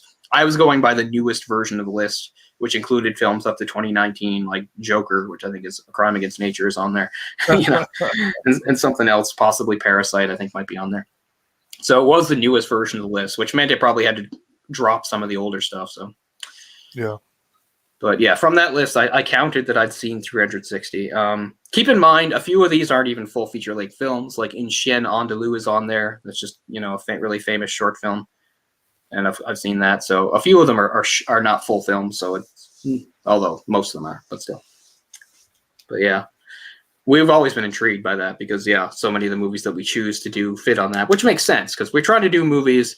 The number one is promote discussion because that's the point of them. Something we can actually get in there and talk about. The number two is it's less important, but sometimes it's trying to shine a light on something that's not necessarily even obscure, but maybe is just not talked about a lot or not known or something, or kind of off the beaten track. Those are kind of like our two main criteria for the things we do on this show. I think it's because also, you get a certain amount of fatigue from various movies that are popular and talked about a lot. It's like, we care about those movies too, but I mean, God, we don't need to always add to the babble. And even on these shows, you've heard us I'll talk about a Marvel movie or a Star Wars movie or whatever. I care about this stuff. I talk about this stuff, but yeah, it's good to get away from that and delve into things. So that's really what we try to go for here. So as we move forward, so we're going to do another series soon, but not yet. So not at next episode. We're not sure what next episode will be, but yeah, we're thinking about what we might do for our next series, and maybe in a month or two we will get into that for sure. So that'll do a wrap for The Ice Storm 1997 from Ong Lee. So thanks so much for being with us, and we'll see you again real soon in 2021. Thanks, guys. We'll see you next time. Bye. Peace out.